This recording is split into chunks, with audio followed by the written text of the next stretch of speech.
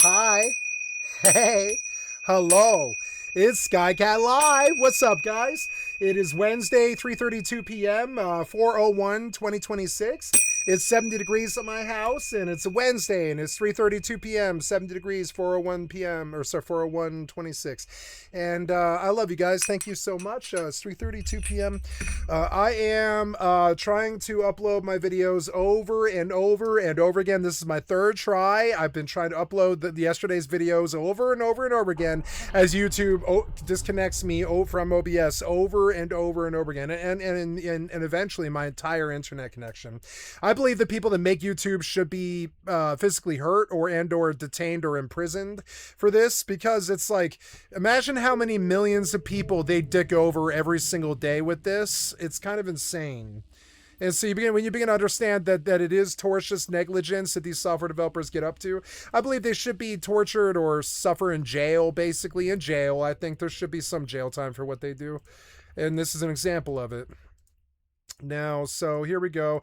I think when you involve that millions of people like me are running their business off of this website, and this is what they provide in return, I think you begin to understand that the software developers maybe should face some jail time. I think it is tortious negligence. It is the severe disregard of the populace's feelings and just torturing them. It's insane. And so I do believe that they should face some kind of jail time for this, or some sort of fine, or the FCC should fine them, because it is kind of insane but I mean, they are a for-profit entity that is taking our money and providing a service. They should not be able to disconnect your entire computer's internet. That seems crazy, that amount of power. That is crazy. It's crazy. So here we go. So I'm uploading, I'm recording, which is a risky endeavor because I'm sure that my connection will disconnect. I'm using a program called Net Limiter right now to put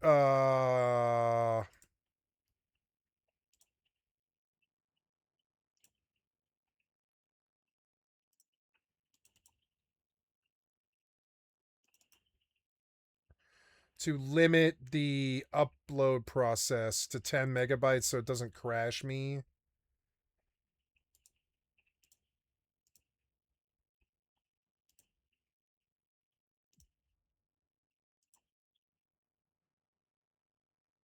It should always be above Chrome. OBS should be critical. It should always have its connection. Yeah, maybe this program can save me from their terrible incompetence. We don't really know. But I'm just gonna try and go live. I don't really know. I'll take this off and we'll go about the business of trying to go on with the day's proceedings. I can't let software developers and their terrible incompetence affect me any longer. It's just, it destroys my job. I can't let these software developers affect my job. If they won't let me upload, then I'll get off of YouTube. I mean this too. If you won't let me upload without terrible heartache and problems every single day for the last 3 weeks, then I'll just plot your death, and I'll move on, and I'll leave YouTube. I mean that too. I will plot the death of YouTube, and I will leave YouTube if you treat me like this. If you disconnect me from my entire internet connection all day, every day for weeks and weeks and weeks, I will plot your physical death, and I will move on from your program, from your whole fucking treadmill. I mean it too. I will plot the death of YouTube, and I will leave if you treat me like this. I will just fucking leave. It is a form of torture, and rather than having to kill you in the real life for torturing me, I will just move on and let you die. Warp drive active.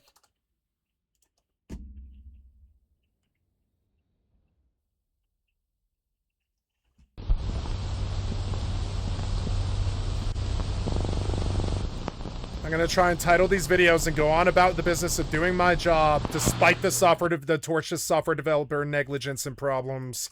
And we'll just try and move on. Nope, now I can't type. Some kind of software developer negligence or tortious negligence or problems. Try again. See how YouTube, yeah, see it. I don't know what your issue is. Oh no, it's my keyboard apparently.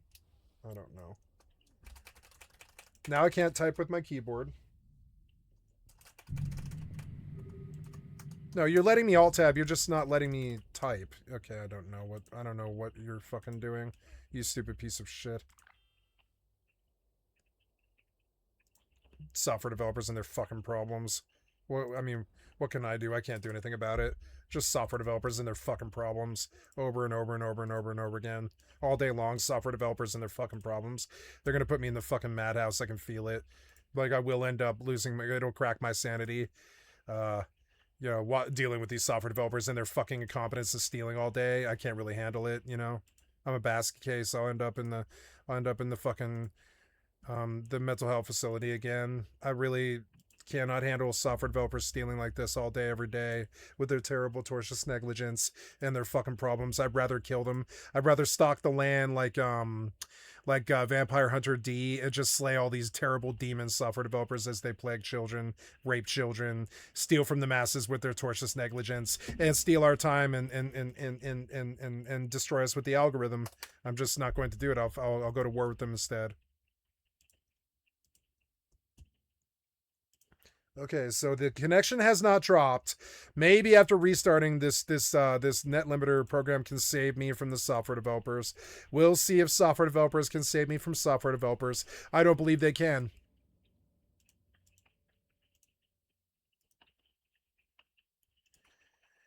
I'm going to try and title videos and go up about the business of having a normal life despite the software developers stealing and negligence.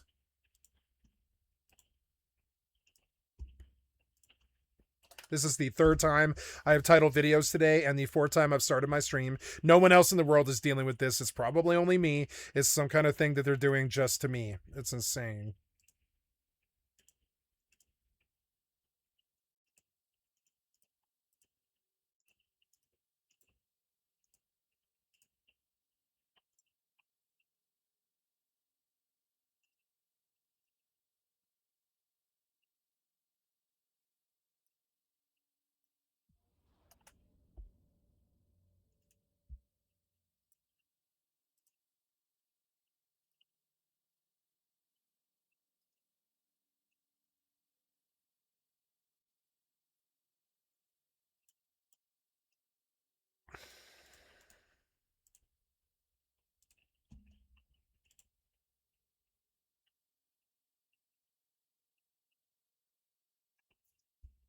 All right, you haven't crashed yet, but you have crashed the last 5 times. So we'll see if the 6th time is the charm. That's the thing with software developers. If you try it 6 times, eventually you'll get it.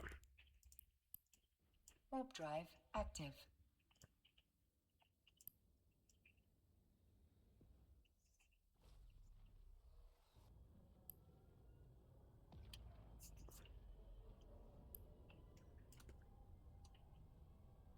Yeah, it looks like it's going to do it this time, finally. As it cracks my sanity. Fucking stupid pieces of shit. I tried to start my job 2.5 hours ago.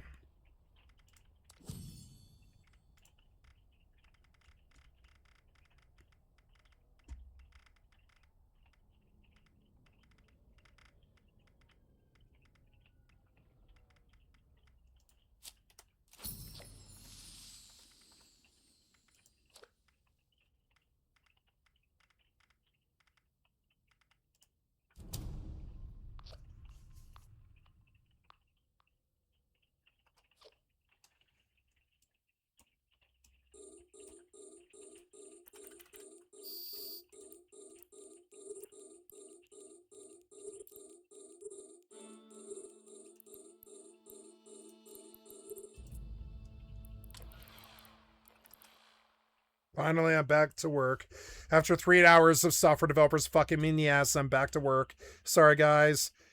I can't do anything about software developers and their incompetence. I could kill them. I could declare jihad and summon all the people on the streets who have been harmed by software developers and bring war against them. But I don't really want that to be my life. I don't want violence to be my life, But I would gather all the people. Have you been harmed by child molesters who are software developers? Yes, you have. Have you been harmed by software developers? Have they swallowed up your company or slashed and burned your company like Bill Gates? Has the software got your kids killed or caused them to commit suicide and all this? And I want to bring all the people in the world that are harmed by software developers together, and I want them to come and start killing software developers.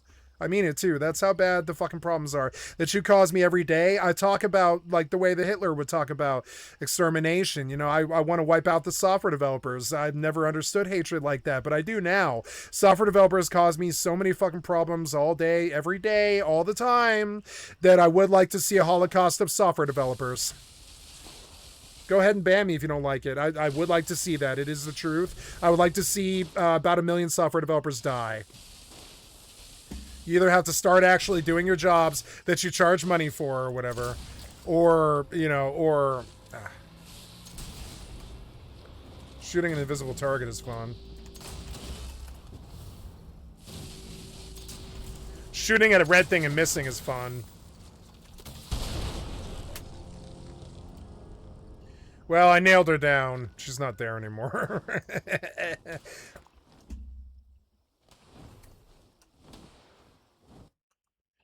Look, the net limiter is causing me to disconnect every 5 seconds because it can see that YouTube wants to destroy my connection. So it's fighting YouTube and GeForce Now at the same time. It's insane. Let's go see if I can give GeForce Now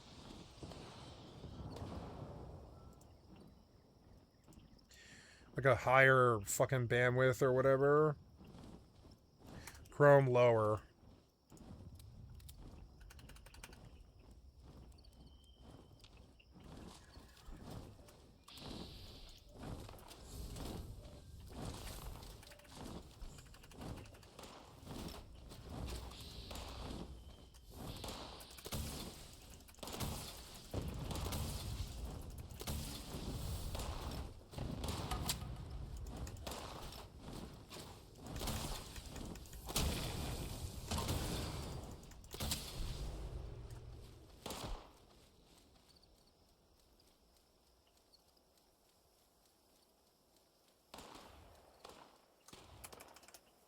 Harvest DNA, damn it. Oh, yeah, did we get it? I don't know.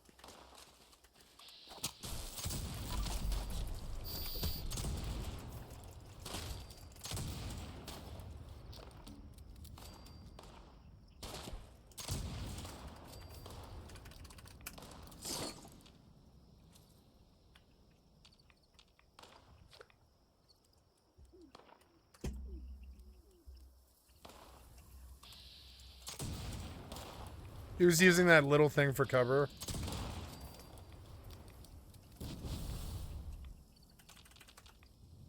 I'm kind of like tired of pretending that any other Bethesda games are good. I'm only going to start playing Starfield and 76. They're the only games that are still playable in the modern age.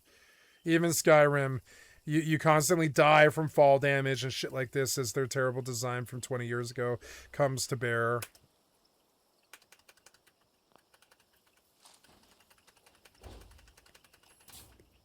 I don't think I need to carry this weapon around. I don't use it. Oh, I dropped loot, did I?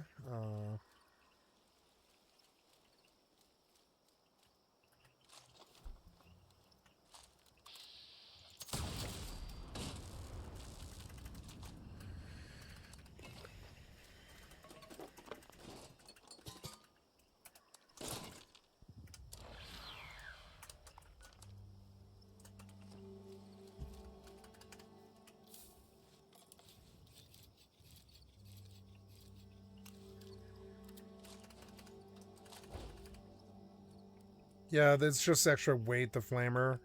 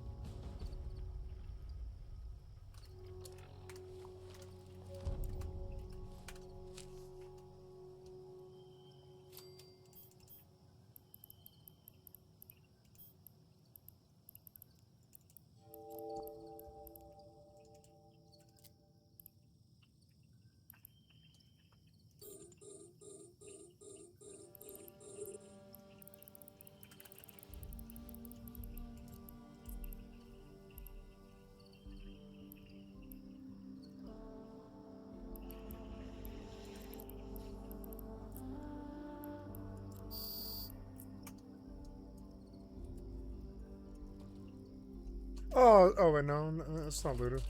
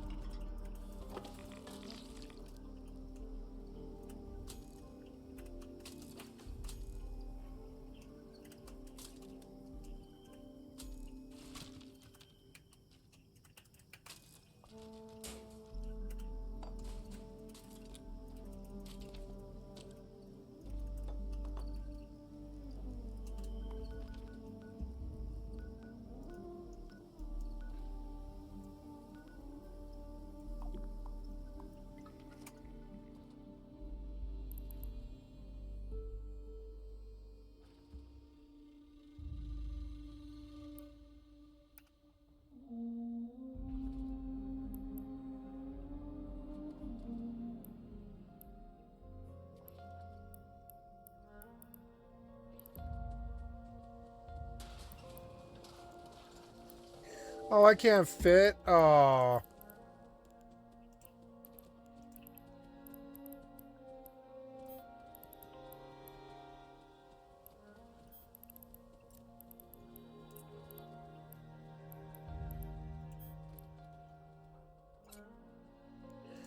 Oh.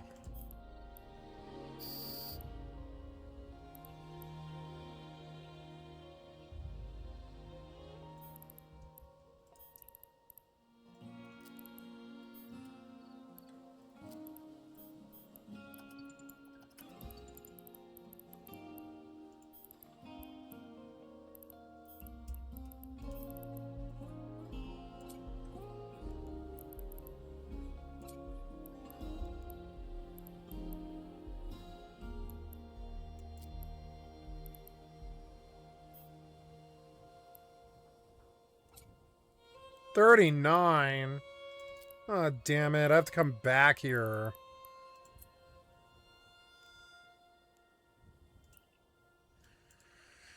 Alright, go back.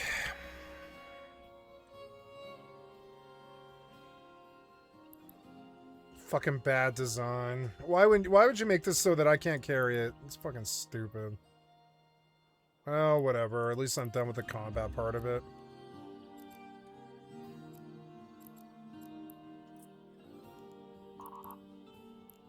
Warp drive active. Autopilot engaged.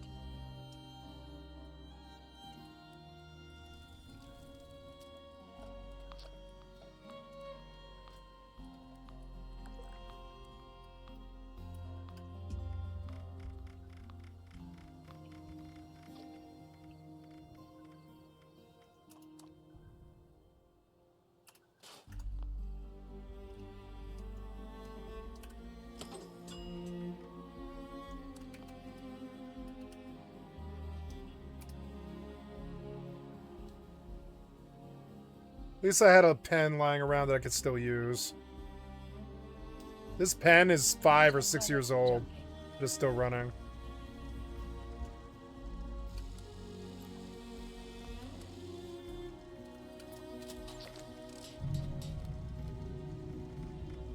Warping to station. Warp drive active.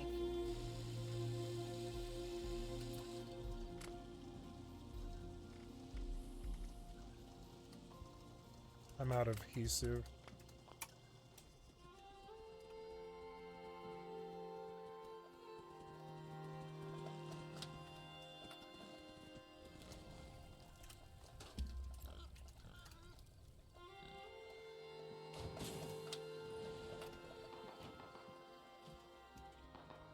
Approaching station.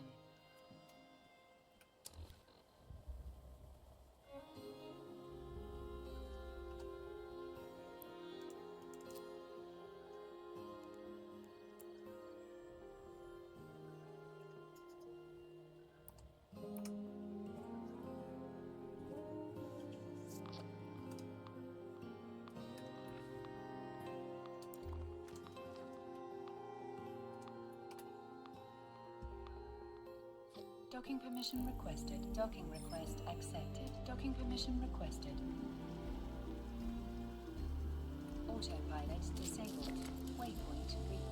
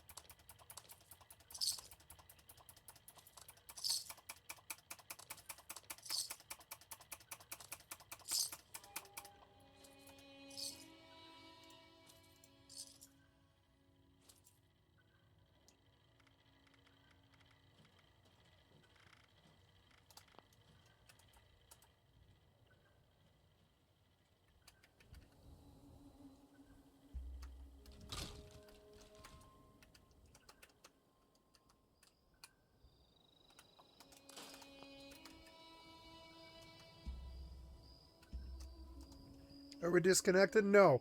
It looks like this time around, after a restart, it looks like I'm allowed to upload finally, which is cool. It's like, fuck you, piece of shit software developers and your fucking problems. And it'll take a while. It'll probably take all session to upload all of this. It says 2 hours and 9 minutes, but I'm like bottlenecking their avaricious internet content or whatever. And so now, so this might take 10 hours maybe, but at least it'll get done, I think. Or it'll just cut off at 97% and fuck me like it has been. So good. We're looking good here. You look like you're frozen, but you're not. I'm not disconnected. No, you're just... Yep, there we go. Cool. Oh, hi, number 2. I love you.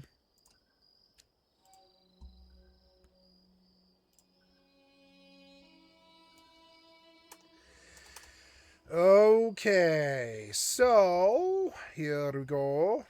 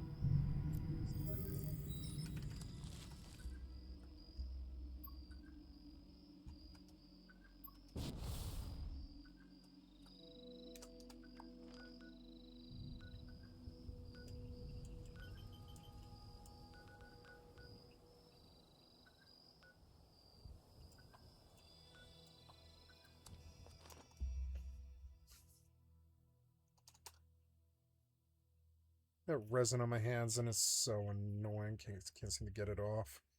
Papa's down at 20k because you can see that they still kind of mishandle their IPs. It's insane. Something they're doing irks people and they don't stay around. It's just that the combat isn't good enough, maybe. It's close.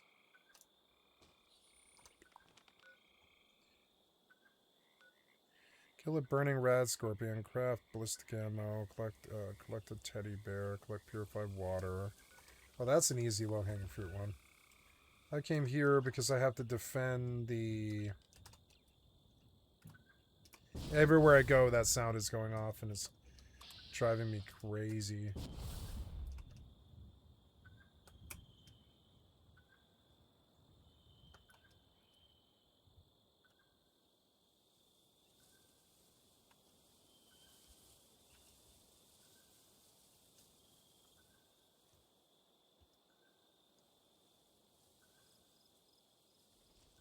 You take abandoned bog town. What the fuck is that? It's a fog crawler. Get him!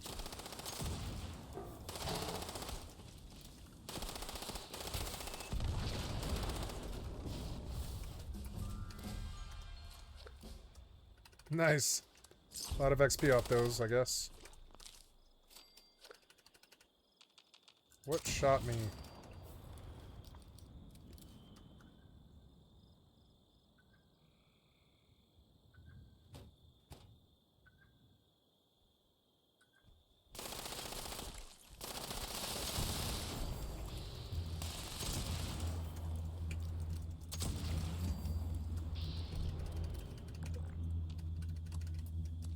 He could have killed me with a rocket. Or no, he was a chain gun, so... But the rocket launcher guys are really nasty. They'll kill you in one hit.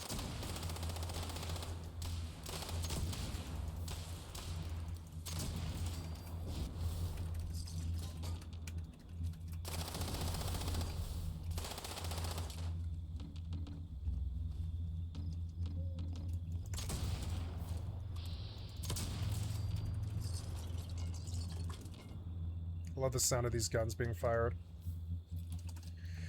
Okay, so we're gonna...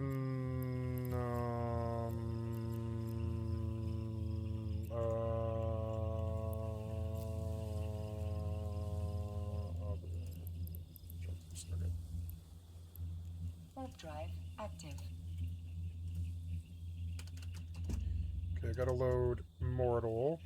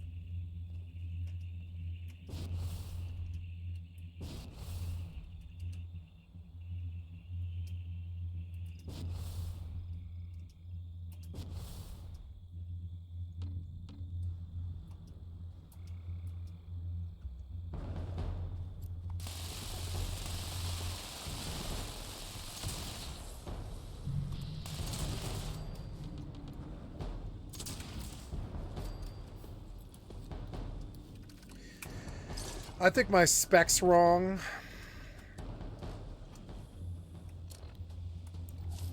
Yeah, like Wild West Hands, I liked the idea of it, but it didn't really add any surcease to how bad reloading is. It just didn't. So I'm going to drop it down and put 3 points into Charisma, I think. And I want, all the time, I want... What is it? It's... Tenderizer is a big one. I want Tenderizer. No, I want Squad Maneuvers.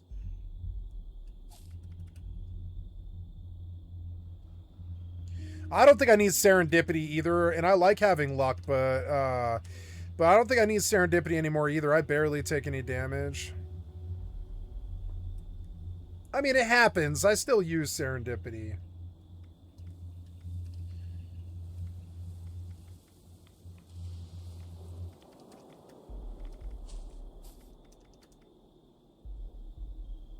Your small guns reload 30% faster.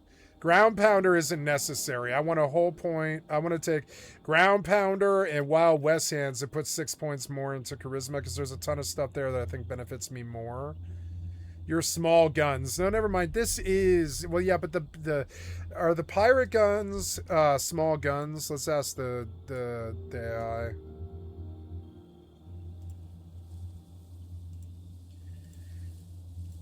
In Fallout 76, are pirate weapons considered small guns or heavy guns?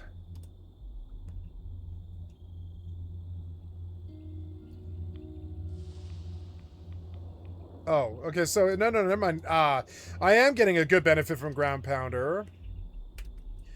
But I don't think Wild West Hands is good. This is good, the whole gun tricks thing. Wild West Hands isn't good enough, and there's stuff in Charisma that I think would benefit me more. So let's go fix that, I guess. Is it suddenly a rad storm here? Is that what happened? Did I clear this thing that they wanted me to clear? Yeah, I did. And then down here, they want me to retrieve viable Scorch Beast DNA. Let's see if I can do that yet.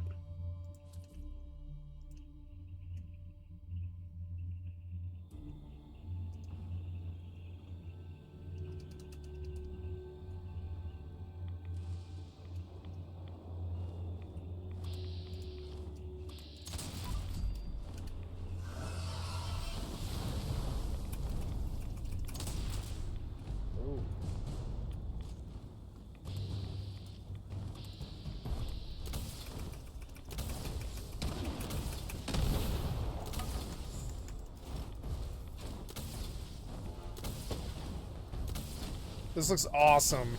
This is the coolest I've ever seen MMO combat be.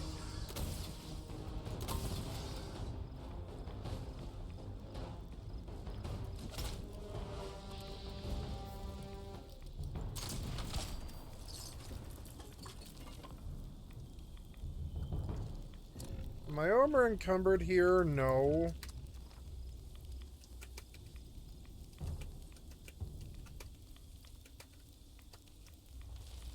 Why am I not walking? God damn it. What do I have it bound to? Oh, am I crippled? Yeah, I might be crippled, huh? Yeah, I was crippled. I I thought I couldn't have my legs get crippled, but I guess I can.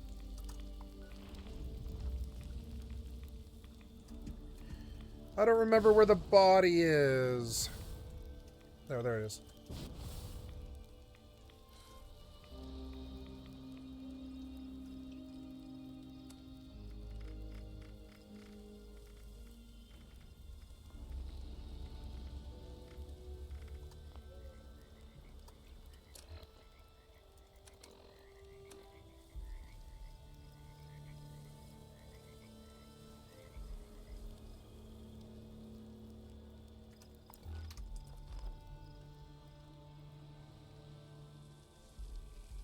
No, that's a hard-shell mirelurk. High Priest.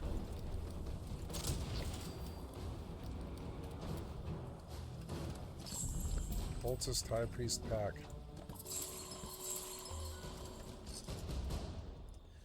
God damn it, I killed a thing and I don't see where the body went. And I can't move because I'm like crippled or something. There, I like got my legs crippled twice for some reason. No, you have control. I hit the control. There, see, it is that.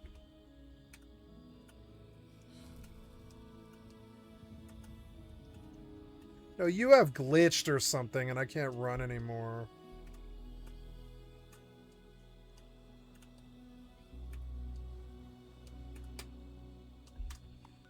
No, you are like, and I'm not overlogged. No, but you are just glitched. You have stuck me in some weird run speed, and I need you to go back to menu, I guess. Fucking annoying. Ah, software developers and your fucking problems.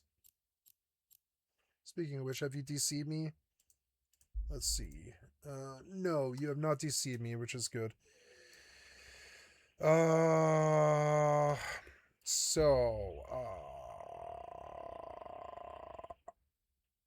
Gorilla, if only there isn't a native auto version.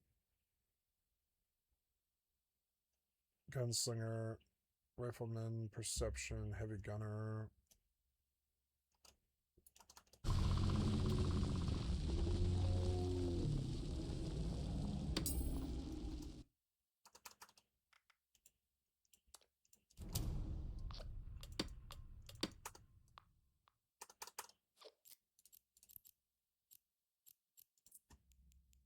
Warp drive active.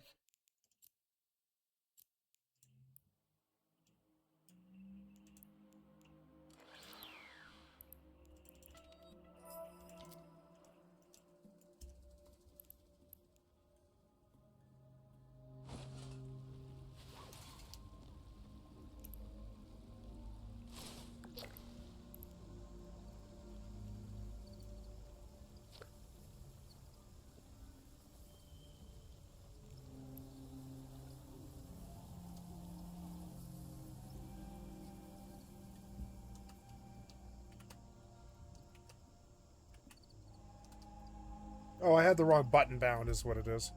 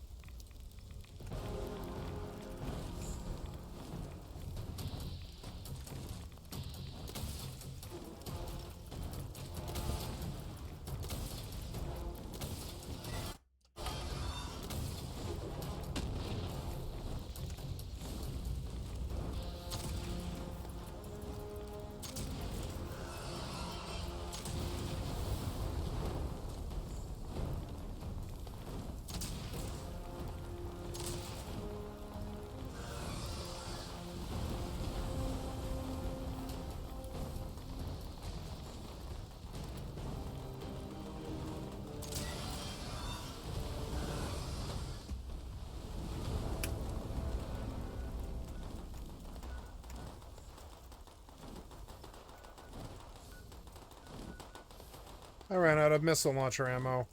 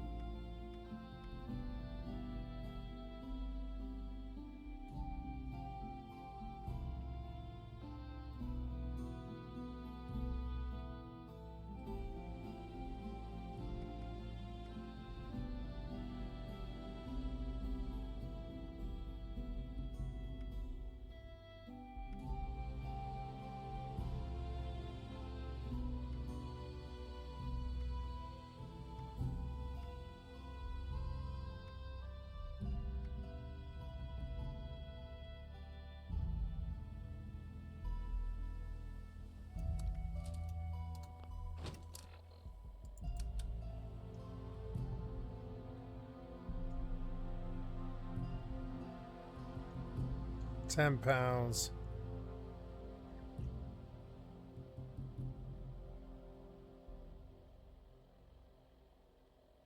No, I think I want to just rewire how my thing works.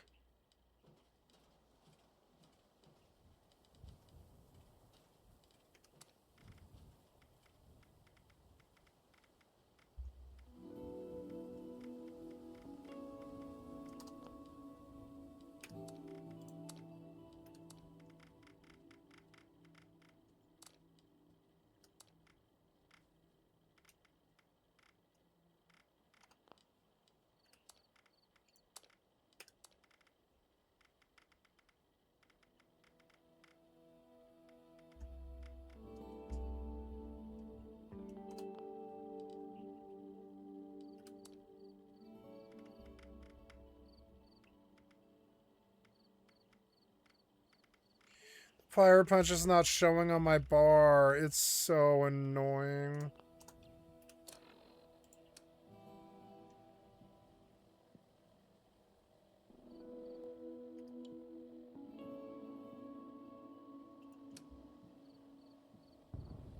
Oh, the fire punch.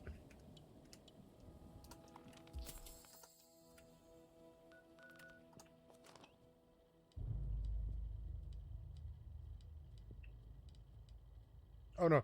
Fire punch is on my bar. I guess it's actually the missile launcher.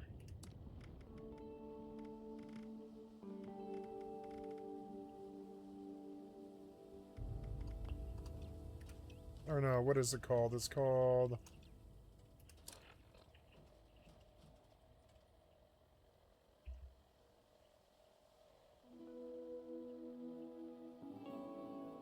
Boomstick, here.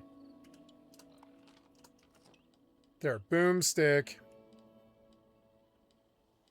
I don't use the daisy cutter either, but it weighs nothing.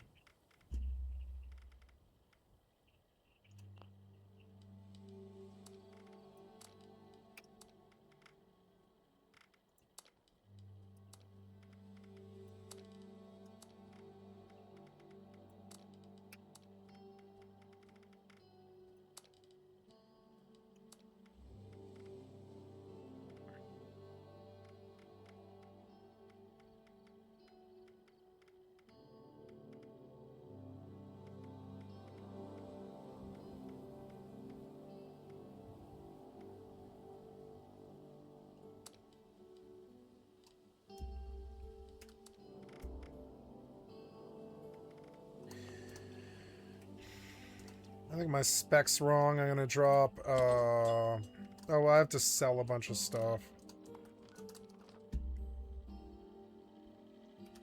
Or crack a bunch of stuff, I guess.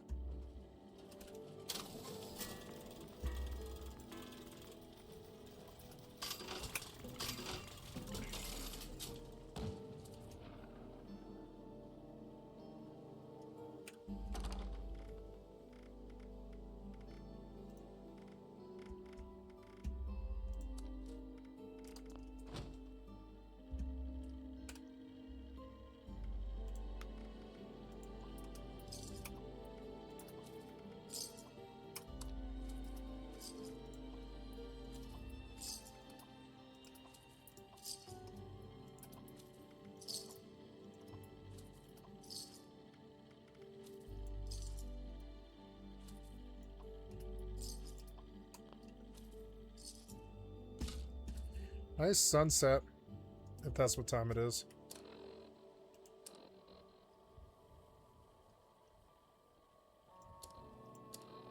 Yeah, it's 7:12 p.m. So yeah, it's a nice sunset. It's beautiful. It did just set. It's set. It's 7:13. Fucking awesome.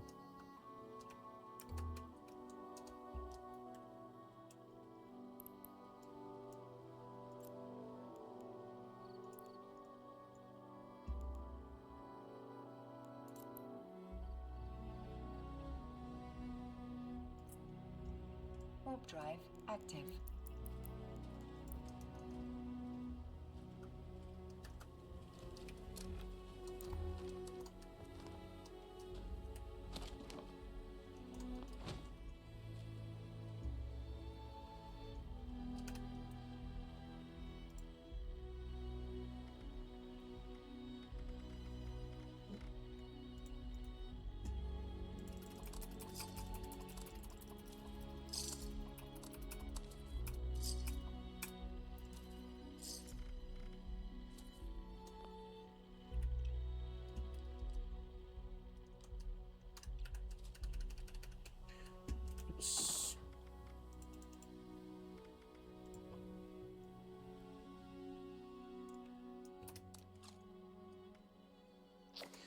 My weight went down. Now I have to fix my spec. I want to edit and I want to take, oops, I want to take a card off. The Wild West hands are not benefiting me. I could use better stuff. Battle Genes is super good. It actually does really help. And I don't think, well, yeah, that was something I could steal, but the rest of these I don't think I can.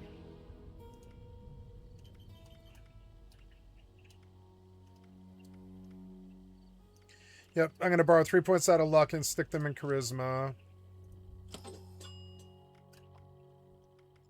Which kind of sucks, but at least I can start to share stuff, which is good.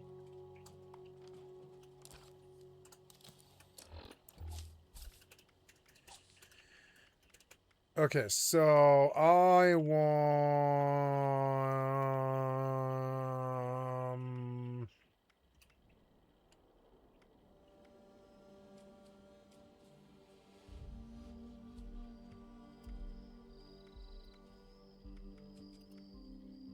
want Lone Wanderer.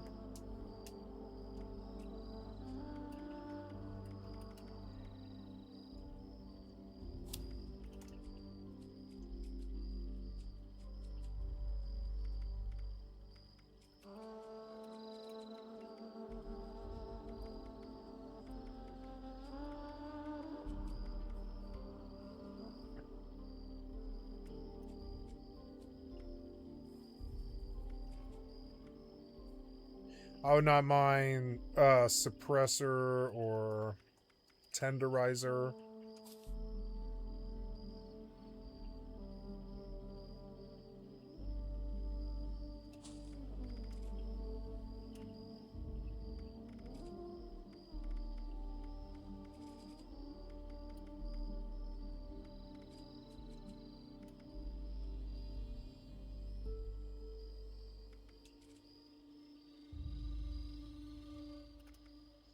Bodyguards, teammates.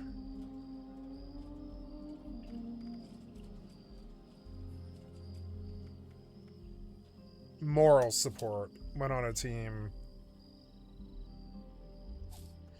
No, these are conflicting cards. I think I'll go back to joining teams.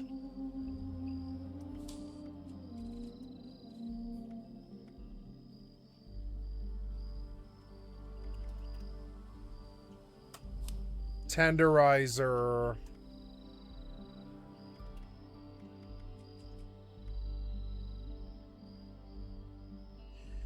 When on a team you become feral slower.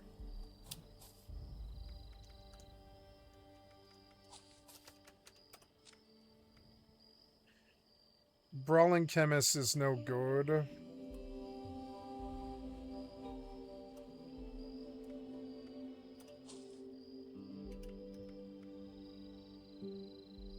Using AP and Vast now consumes HP instead at 150% more cost. Blood Sacrifice. I didn't know that was possible.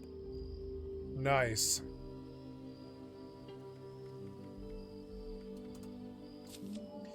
Maybe we look back at some cards that I have duplicates of.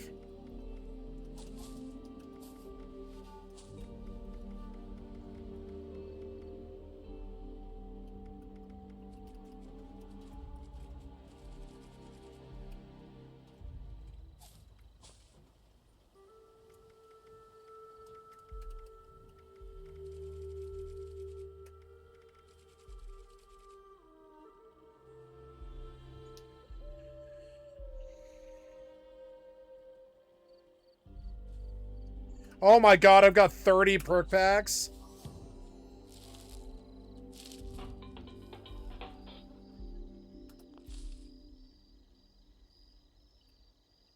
Take no damage from falling. I didn't know goat legs existed. Cool, look at all that.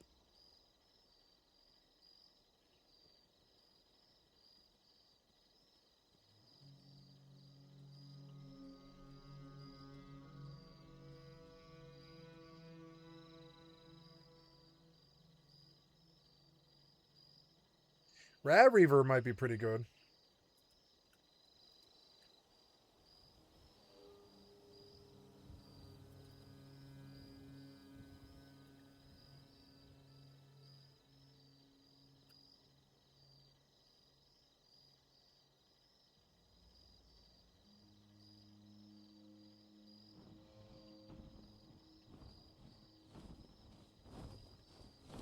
What's that sound? That sounds like a Scourge Beast.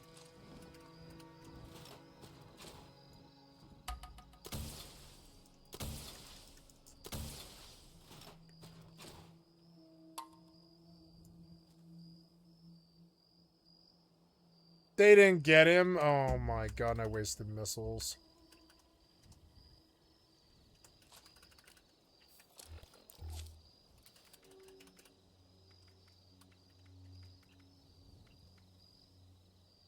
Okay, so now we go.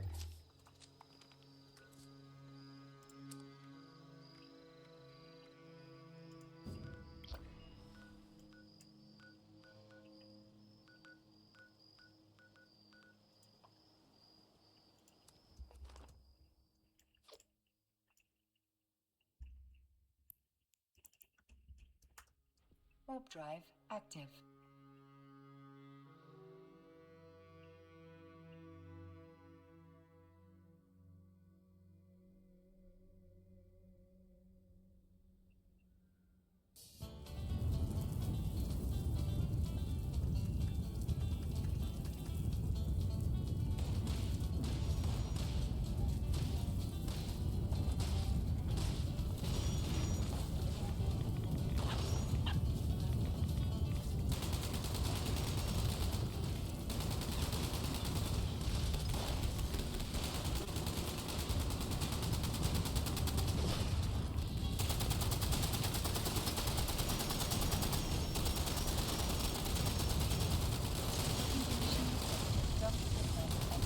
Wait, AP doesn't cost AP anymore.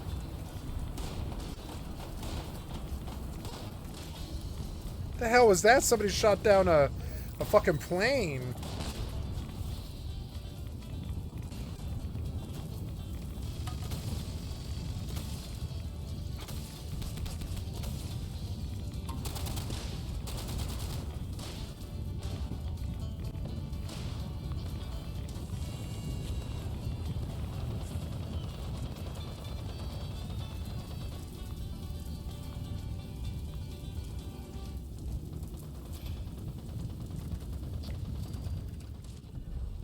Nice.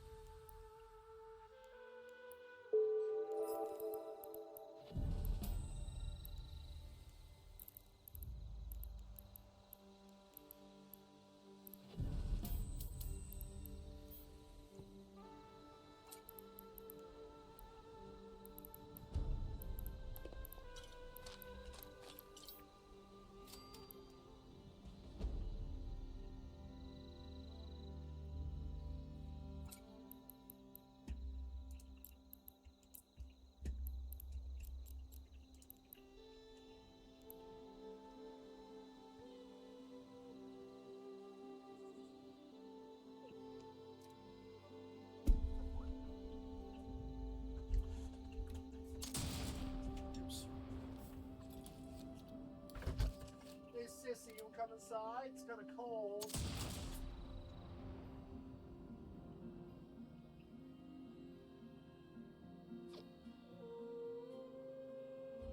Sissy.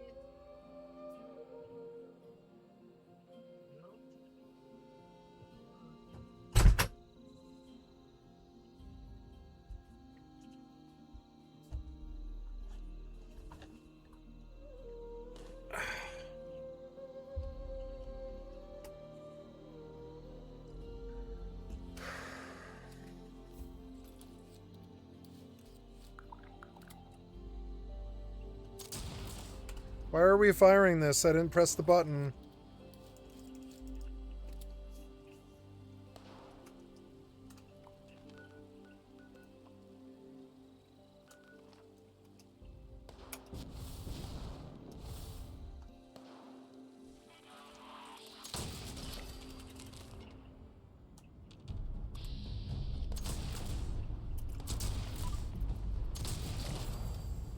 He was sleeping.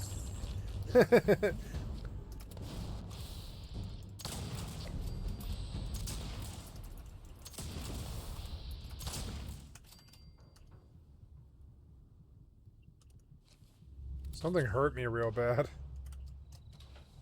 Oh, right, oh yeah, cause I don't have AP anymore. I can just keep firing these weapons, which is fucking dope. It drains my health. That is cool, and I'll put more points into it. For all night pre-war alcohol. I just don't see. I want to.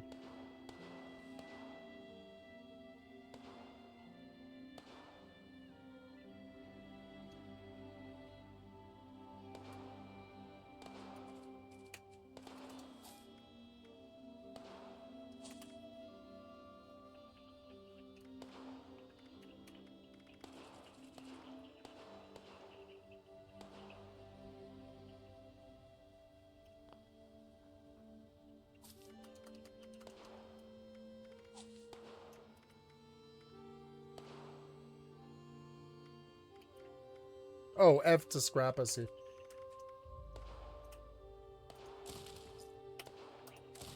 So anything over 3, I guess I'll just scrap.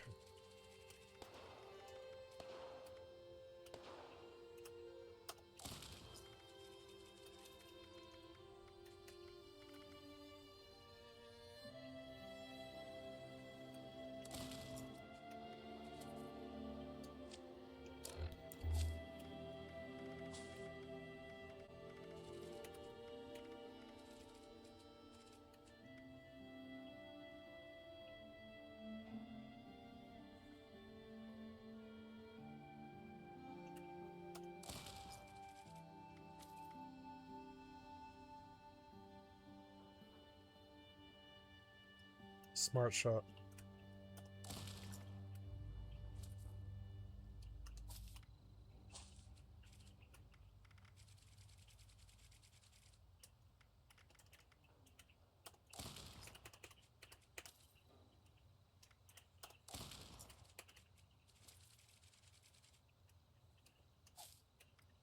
$76 is my ESO. I don't want another. I don't want another 76. Honestly, it takes too much time.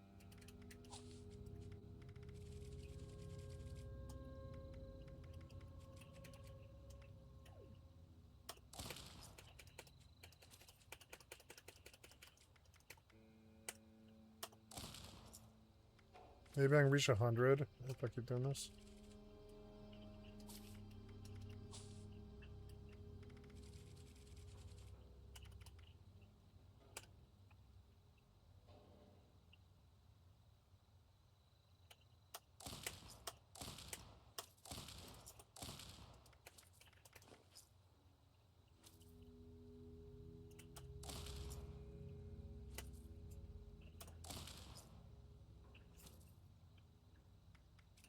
Automatically revive, huh?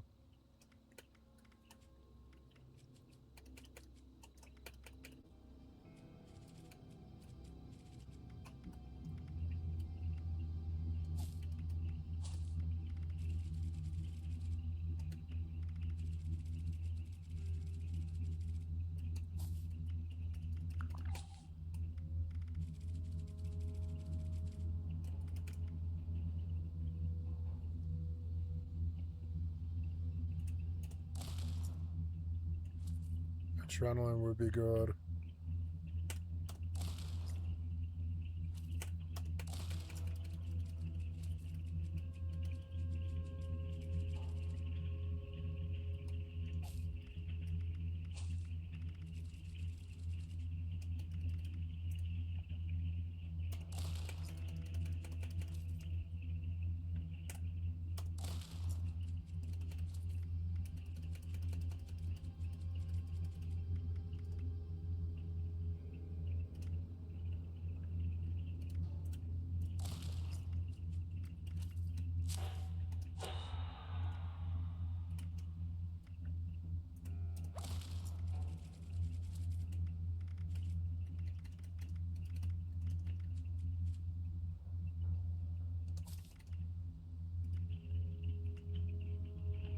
I'm so close.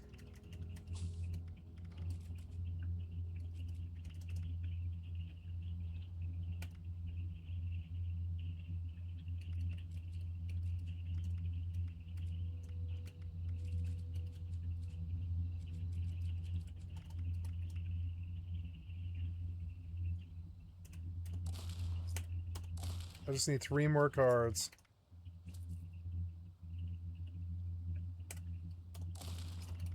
Two more.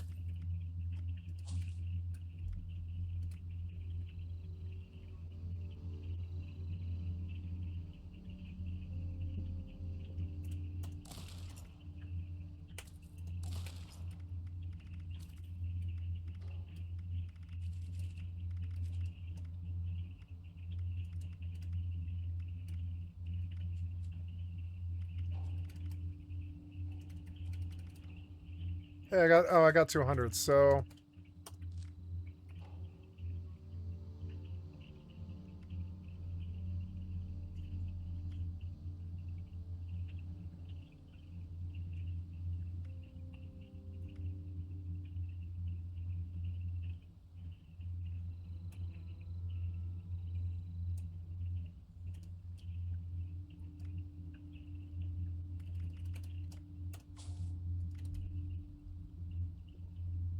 Ooh, on kills, action diet.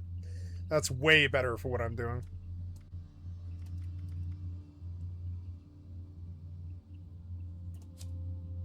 $125 more cost, yep.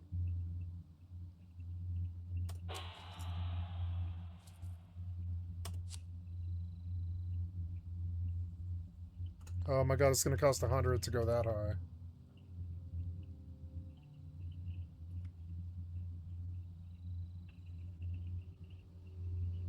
I could just get rid of locks entirely in this game if I wanted to.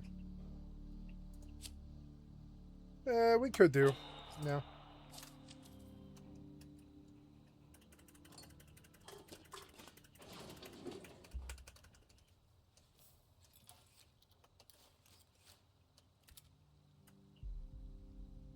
Oh, one more thing.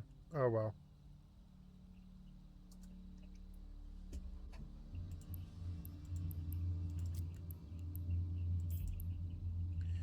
This was...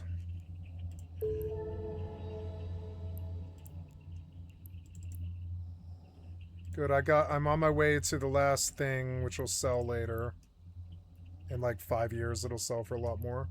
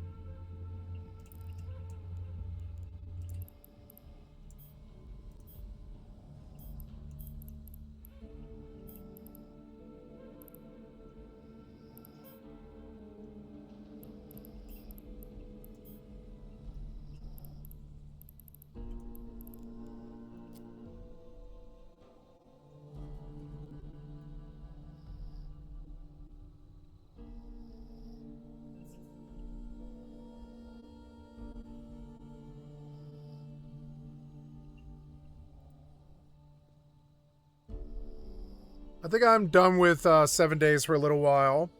It was fun, but it, you know, dying to bleeding like that, it reminds me that hardcore really isn't my thing.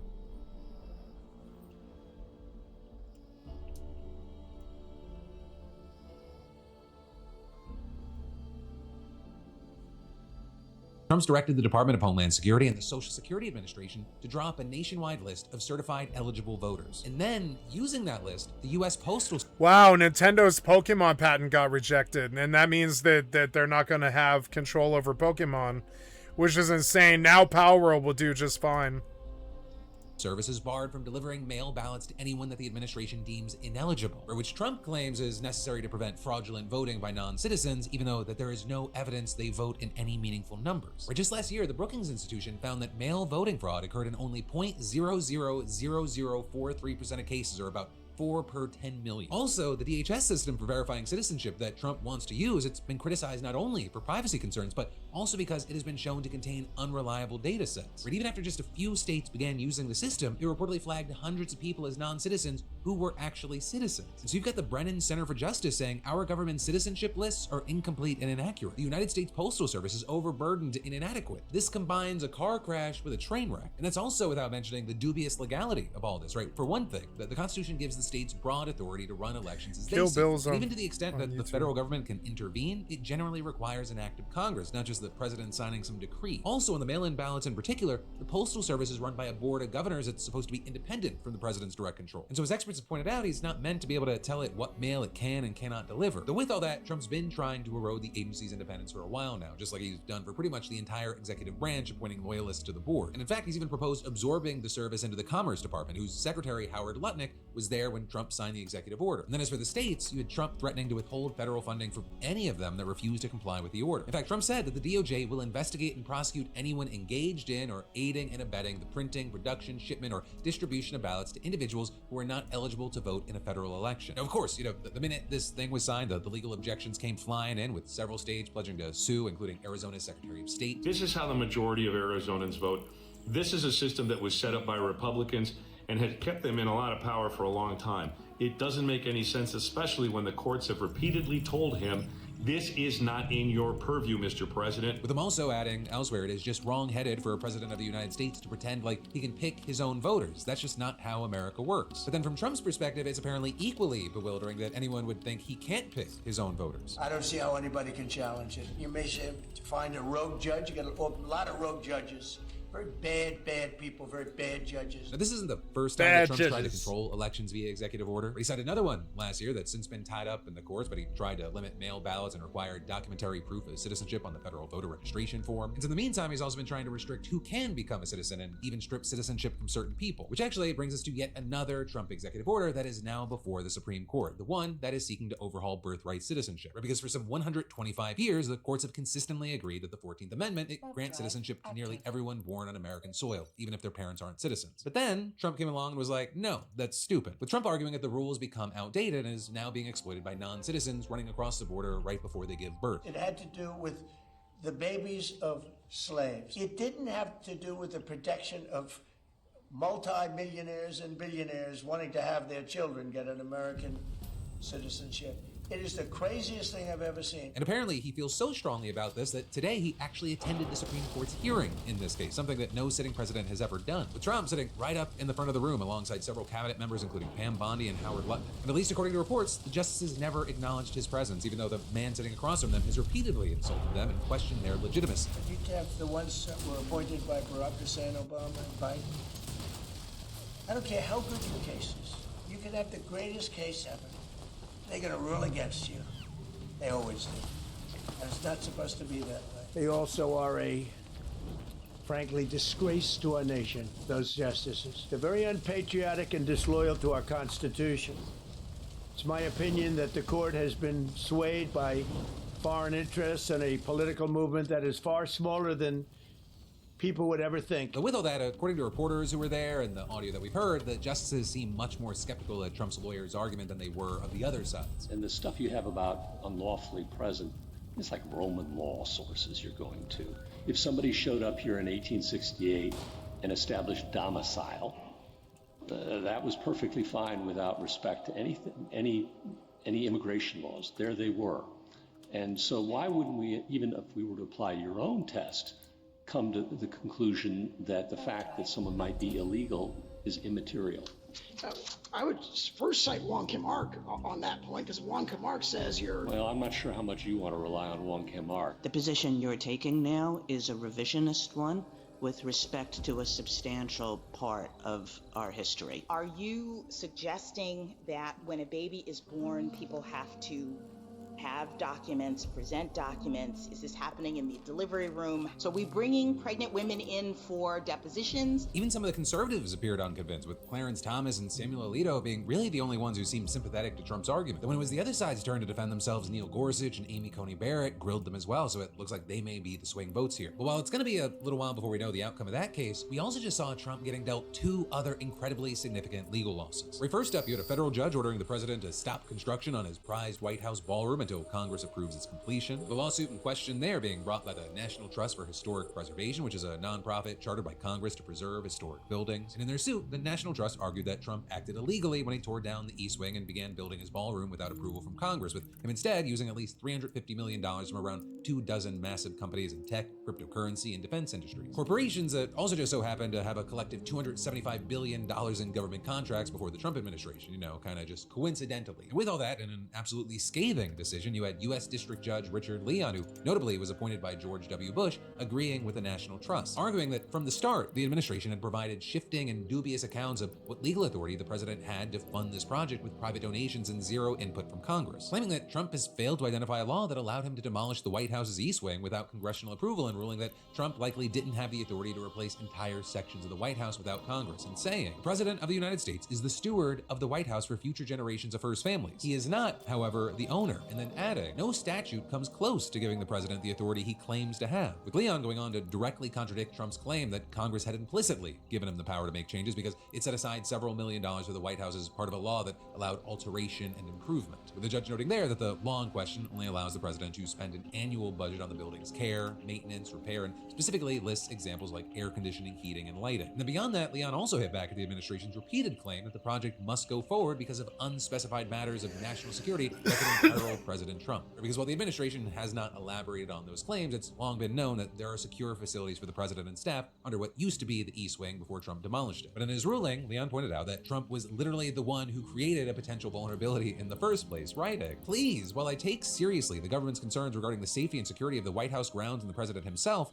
the existence of a large hole beside the White House is, of course, a problem of the president's own making." But with all that said, the judge did say that he would allow construction to continue for the safety and security of the White House, a line that some believe is a reference to the military bunker that's being built under the ballroom. And then in addition to that, Leon also paused his own order from taking effect for 2 weeks, noting that the administration was likely to appeal, which it did just hours later, with Trump repeatedly railing against the decision, going on an extended rant during a public event at the White House where he insisted that the project was not any different from previous renovations that were done without consulting Congress, and claiming congressional approval is not necessary to put up a ballroom, with him also noting that Leon had said that the White House could proceed with efforts to ensure safety and security, arguing that as a result, many parts of the project will still be moving forward, with that including installing bulletproof glass in the ballroom and anti-drone installations on the roof. So as far as the actual practical effects of this ruling, we're going to have to wait to see. But that then brings us to the second legal L that Trump was hit with, though it might not be as big of a loss as the headlines have made it seem, though I'll explain here. Because yesterday, another federal judge ruled that the president's executive order barring federal funding for NPR and PBS was unconstitutional and violated the First Amendment. As you might remember, Trump initially signed that order last May, alleging that the two broadcasters were spreading what he called left-wing bias. And then 2 months later, the Republican-controlled Congress voted to claw back $1.1 billion that had already been allocated to the Corporation for Public Broadcasting, which used to distribute money to the broadcasters but has since shut down. But in this new decision, U.S. District Judge Randolph Moss halted the federal government from permanently cutting off funding for NPR and PBS, ruling that the executive order was a clear violation of press freedoms under the First Amendment because it amounted to viewpoint discrimination and unconstitutional retaliation, writing, "It is difficult to conceive of clearer evidence that a government action is targeted at viewpoints that the president does not like and seeks to squelch," with him then going on to say that Trump can express his views and criticize certain reporting, but adding,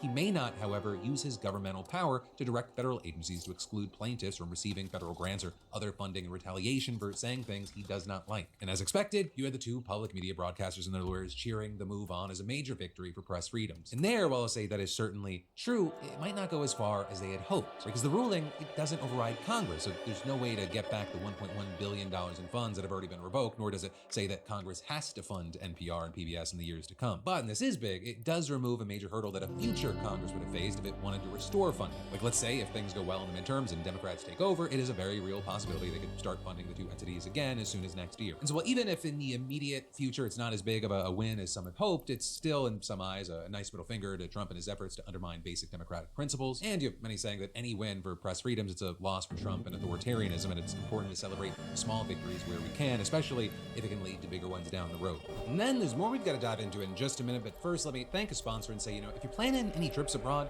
do not sleep on today's sponsor, Saley. The second that you land and you try to use maps, book a ride, or check literally anything phone related, that's when your data decides to become a financial threat. But Saley, it gives you instant, affordable internet in over 200 destinations. It's the eSIM fix that you didn't know you needed, and it's way easier than swapping SIM cards or getting wrecked by roaming fees. Just download the Saley app, pick a plan, and you're set. No need to worry about country-specific plans or getting stuck without connection. And if you're headed to Italy, Spain, France, the regional Europe plan's perfect for staying connected without blowing your budget. Also, the built-in ad blocker means that Saley saves you up to 28% of data by, blocking those unnecessary ad pop-ups. It's more internet for less, and with Saley Ultra, you get VIP perks like airport lounge access and fast-track services. We talk about traveling like a pro. Plus, it works on both iOS and Android devices, so you're covered no matter which device you have. So click that link or scan that QR code and use code Phil at checkout to get 15% off your Saley data plan. Set your future self up right and get connected before your next adventure by using code Phil at checkout. Then, diving right back into the news, Donald Trump says that the mission has been accomplished, Iran will never have a nuclear weapon, and the U.S. will be out in 2 to 3 weeks. And he'll not only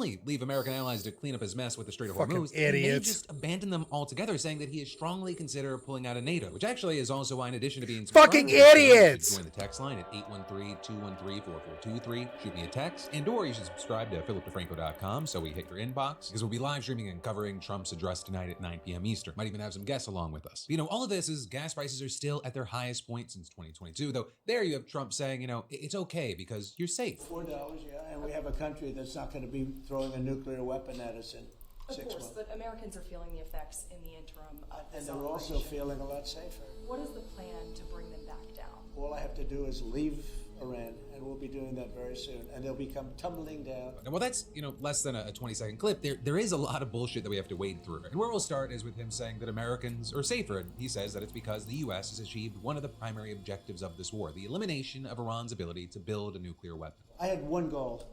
They will have no nuclear weapon.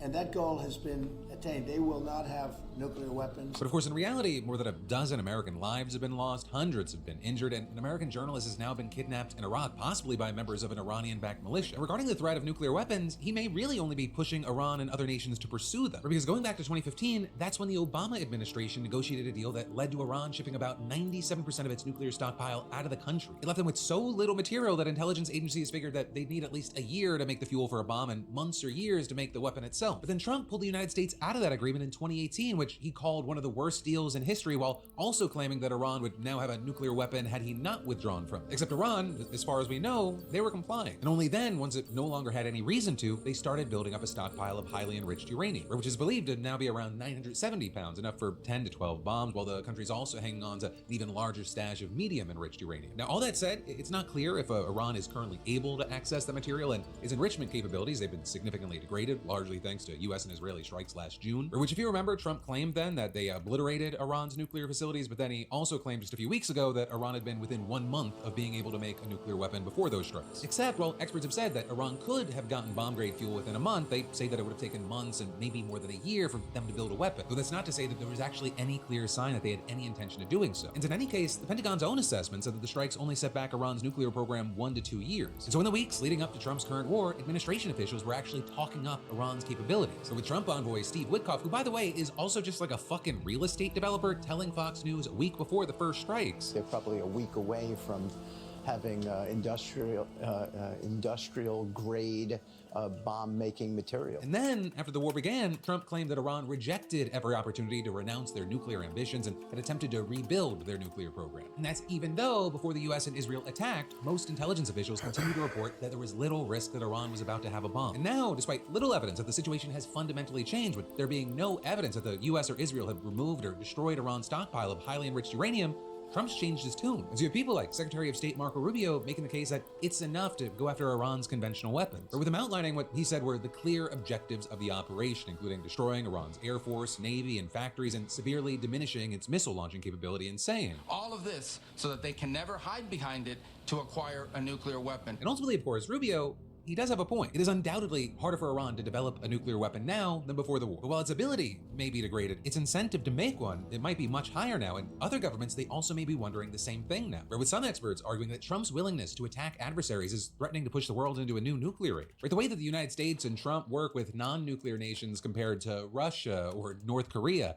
vastly different. Now, with all that said, right, the rhetoric that we're seeing, it may actually be more about giving Trump an offering. And in fact, it's something that Israeli PM Bibi Netanyahu may also be preparing for. With him declaring yesterday that Israeli and American attacks on Iran had smashed Iran's industrial capacity to produce nuclear weapons and ballistic missiles, and saying that they have removed 2 existential threats to Israel, and adding, the Ayatollah regime in Iran is weaker than ever, and the state of Israel is stronger than ever. We have shaken this regime, and I tell you, sooner or later, it is destined to fall. And with that, Trump suggested yesterday that the U.S. would end its offensive in Iran in 2 to 3 weeks, and adding, we'll be leaving very soon, and if France or some other country wants to get oil or gas, they'll go up through the strait and the Hormuz Strait. They'll go right up there and they'll be able to fend for themselves. What happens in the strait, we're not going to have anything to do with it. But of course, it's because of the situation with the strait that the U.S. leaving won't mean that prices will automatically just go tumbling down if the U.S. leaves as Trump claims. So you have many, including experts, saying it's not clear what he's thinking there. Although he did show that it's still on his mind when you had Trump claiming in a social media post this morning, quote, Iran's new regime president, much less radicalized and far more intelligent than his predecessors, has just asked the United States of America for a ceasefire, adding, we will consider when Hormuz Strait is open, free, and clear. Until then, we are blasting Iran into oblivion, or as they say, back to the Stone Ages. So there, he's still seemingly trying to push the regime change idea, even though Iran's new president has been in office for almost 2 years. And you've actually had an Iranian military spokesperson mocking Trump for his whole regime change claim in a post on X, writing, Trump has finally achieved his dream of regime change, but in the region's maritime regime, and adding, the Strait of Hormuz will certainly reopen, but not for you. It will be open for those who comply with the new laws, adding, the 47 years of prosperity are over forever. Also contrary to Trump's claims that Iran's just begging for a ceasefire, you had Iran's foreign minister telling Thanks, Trump. that he's received. Thanks for setting us back with the entire world 500 years, you fucking shithead. You were the problem, not Iran, not Venezuela. You're the problem, rich white man. You're the fucking problem, piece of shit gringo. Suck my dick, worthless failure-ass Republican. Fuck you, you fucking warmongering piece of shit. Fuck you, asshole. Fuck what you did to America. Fuck what you set us back in our fucking diplomacy 500 years. Fucking Iran, Iraq, they're never going to trust us again. Jesus fucking Christ, man. We needed good relationships with these people. But no, big, fucking fat, shitty, stupid, low IQ, rich white man has to take a shit in their fucking mouths so they hate us for 500 years. Stupid, worthless piece of shit, feckless, white, cocksucking, billionaire cocksucker. Fuck you, asshole. Messages from Steve Witkoff, but that they don't constitute negotiations, saying, we do not have any faith that negotiations with the U.S. will yield any results. The trust level is at 0. And of course, Trump's levied these kinds of threats against Iran before, but he's yet to follow through on them, which is probably not a bad thing since the humanitarian and economic fallout, it would probably be massive. And again, that's as he's threatening things that sound like war crimes. But in any case, they're also kind of undermined by him simultaneously saying he doesn't care about the situation in the strait and will just leave it for everyone else to deal with. And now, his threats appear to be going further, with them floating the possibility of a straight-up exit from NATO, something that members of administration have been hinting at. We made NATO, you fucking idiot. The country's commitment to NATO's collective defense. He really doesn't want us to work with anybody, motherfuckers. So stupid. They build bricks. They have a good alliance. They take care of each other. Russia takes care of Venezuela and fucking Cuba and shit. It's insane. And like, you know, and they have a good alliance. We don't because of the rich, fat white man. Fuck that stupid, worthless, low IQ fucking cocksucker. Fuck him and his stupid, rich, white ass. Fuck him. Fuck him what he did to this country. Fuck him what he's doing to our relations. Fuck him what he's doing to NATO. Fuck him. Fuck him and his stupid, right-wing, fucking clueless, low IQ, kill America ass. You don't want to make America great again. You want to destroy America. You're MATA. Make America destroyed again. Jesus Christ, you fucking idiot. I can't stand Trump. Would kill him myself if all the cops in the world would murder me for doing so. I would kill him myself. No offense. Fucking stupid piece of shit. And as far as NATO is concerned, that's a decision that'll be left to the president. But I'll just say A lot has been laid bare. You then had Secretary of State Marco Rubio telling Fox News, I think there's no doubt, unfortunately, after this conflict is concluded, we are going to have to re-examine that relationship. We're going to have to re-examine the value of NATO and that alliance. Today, you had Trump himself telling The Telegraph that he was glad Rubio made the comment and added that he was in fact strongly considering pulling the U.S. out of NATO, saying, I would say it's beyond reconsideration. I was never swayed by NATO. I always knew they were a paper tiger, and Putin knows that too, by the way. And again, with all that, Trump is scheduled to deliver what White House Press Secretary Caroline Leavitt said would be an important update on the war in a national address tonight at 9 p.m. Eastern. And with that, you had Trump telling Reuters that he would confirm in this speech that he was absolutely considering withdrawing the U.S. from the alliance, and adding, I'll be discussing my disgust with NATO. Though, of course, an important reminder is that his disgust here, it appears to be based on the alliance not helping him with a war of his choice that he started without little child, little tantrum, little child having a tantrum. And again, just so we remember, little senile child having a little piece of shit white tantrum. Fucking stupid little piece of shit child. Fucking man child. That's coming from me. Jesus fucking Christ. If I'm calling you a man child, you're a fucking retard. Jesus Christ, you pushed this too far. Worthless piece of shit.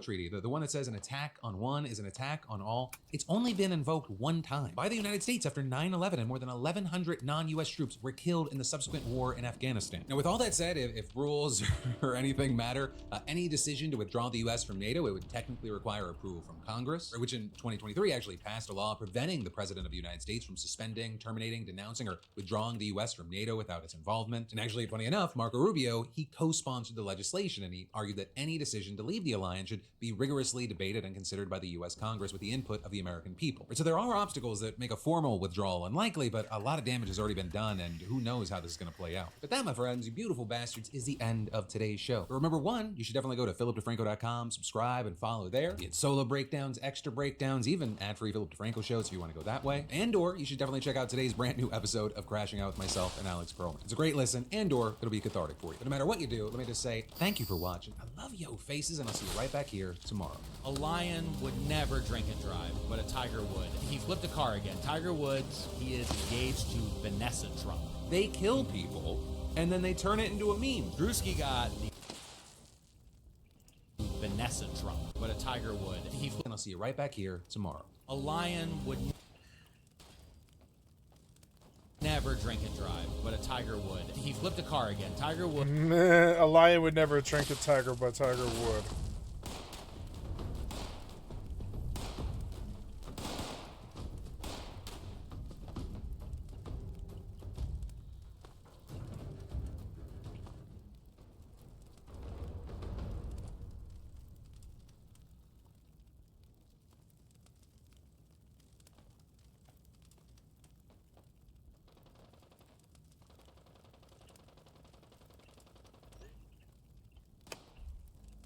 A lion would never drink and drive, but a tiger would.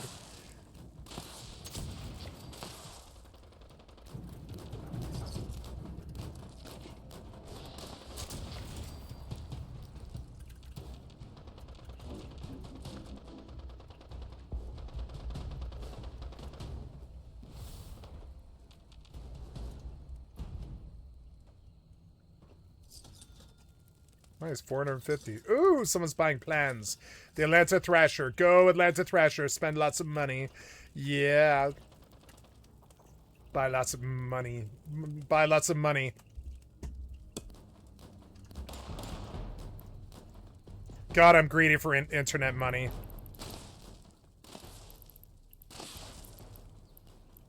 Are we, like, done here? We need to travel to the Dixie. Yes, I am.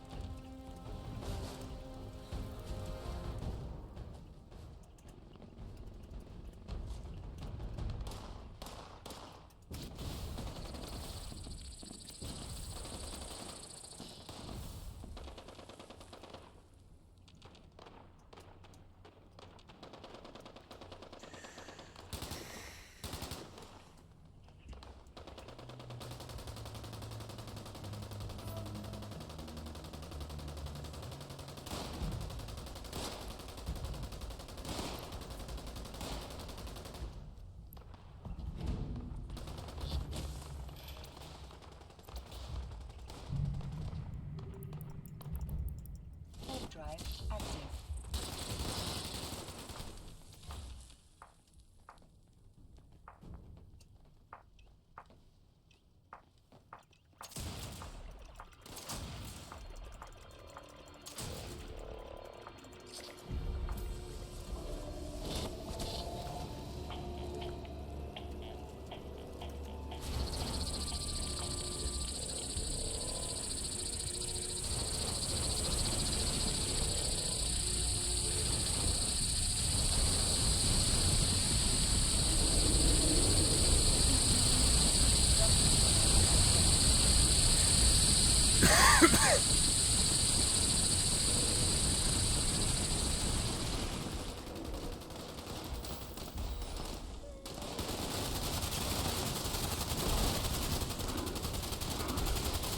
Legendary Bigfoot. I've never seen this guy before.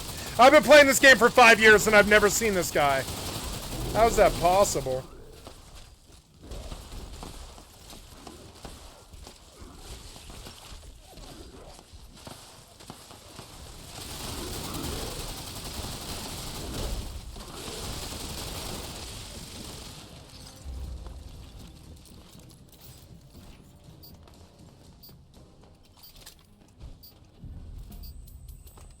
Four stars. Assassin short pump action shotgun.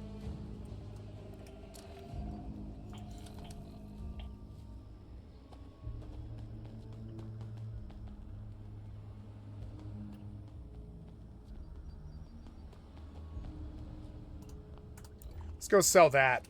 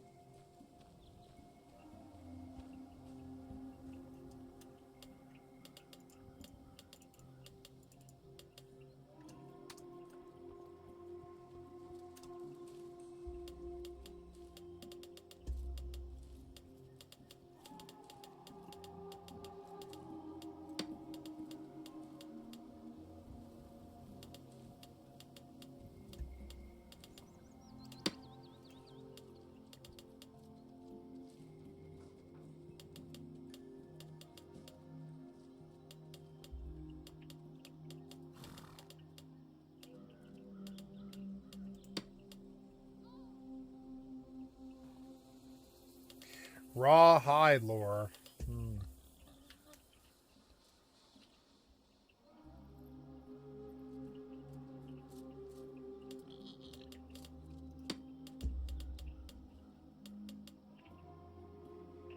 Bear bag crafting. Let's see if I can learn that.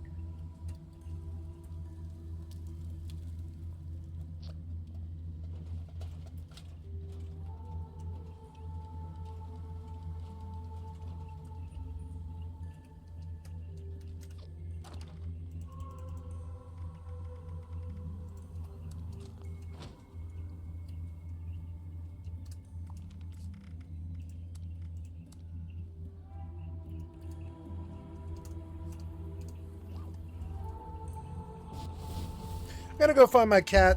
I'll be right back.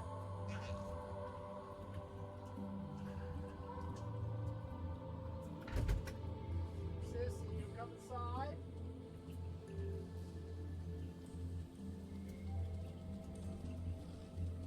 Find my cat.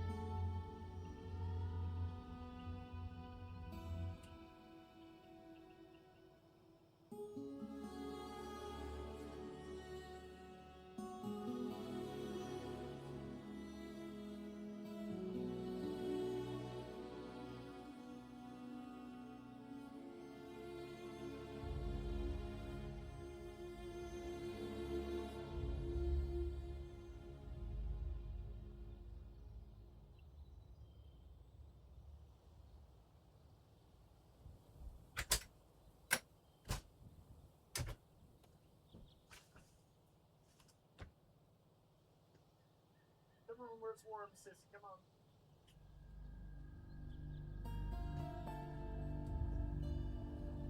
Come on, sissy.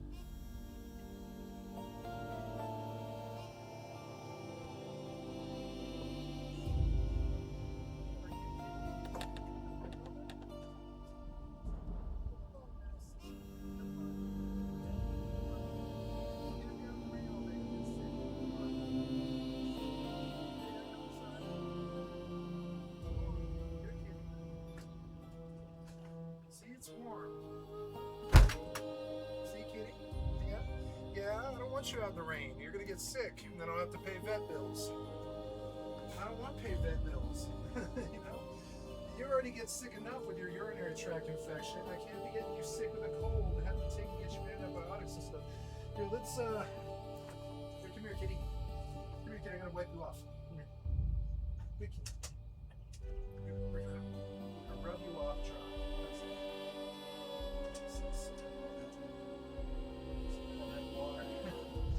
Okay, good kitty, okay.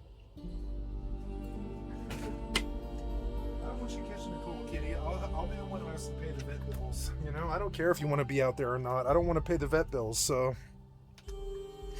We already paid $1,000 this month for your brother, which is insane, and he's getting older, and it'll probably only get worse, and it's just like, I'm not paying like vet bills because you like being out in the cold, kitty. Yeah, I'm not doing that.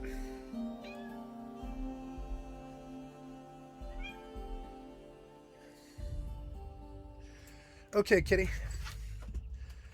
Hey, kitty. Kitty. Apparently you want a walkway right there, do you? Okay. Well, yes, you can walk across tables if you need to. Get off the table. Get off the table, kitty. Good kitty. Okay, sorry, I gotta go put my headphones back on here. My cat was wayward, and now she is home. Wayward feline.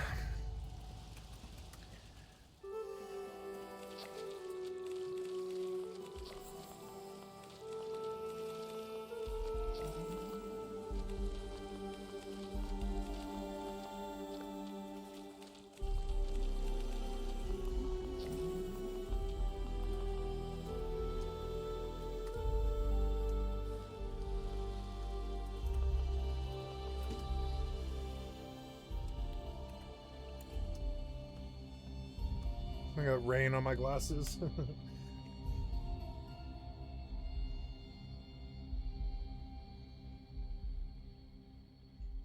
Tissue.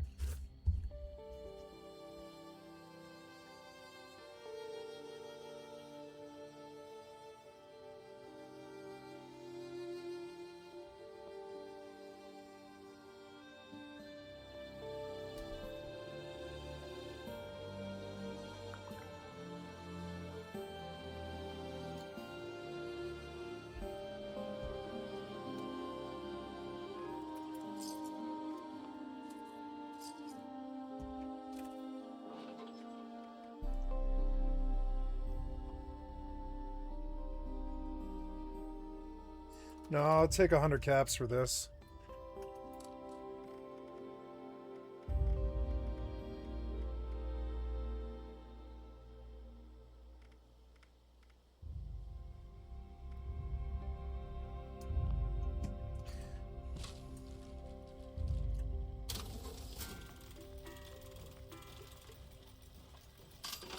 My God, look at all that crazy shit.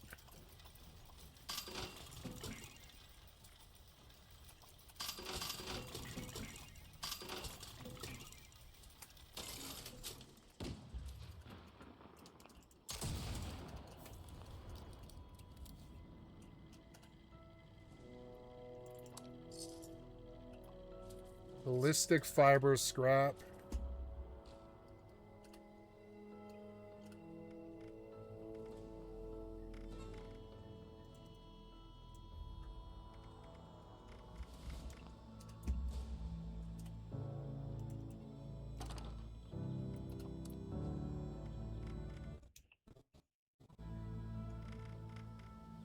What's this called? Adhesive?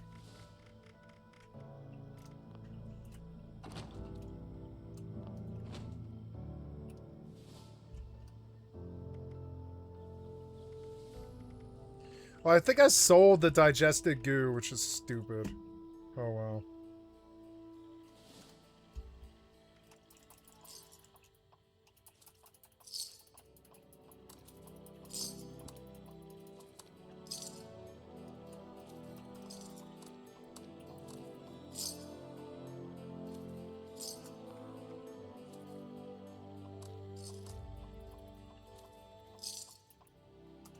I think I want to modify my mouse.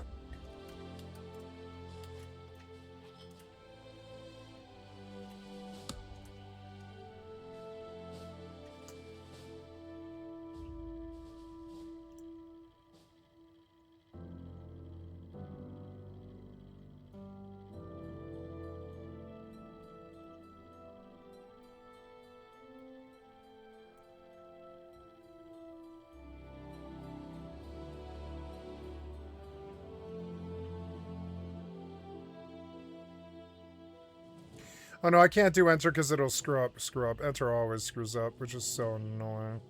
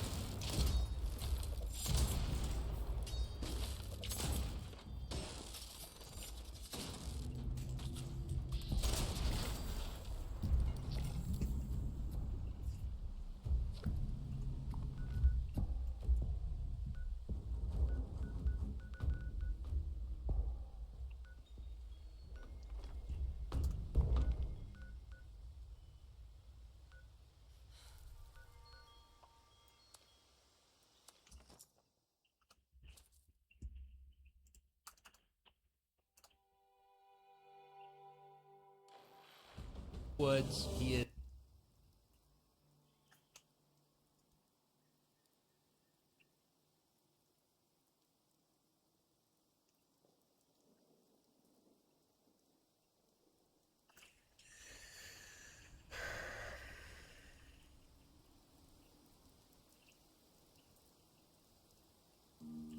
Is engaged to Vanessa Trump. They kill people, and then they turn it into a meme. Drewski got the full White Girls 2 makeup kit from that the Wayans brothers are trying to find right now.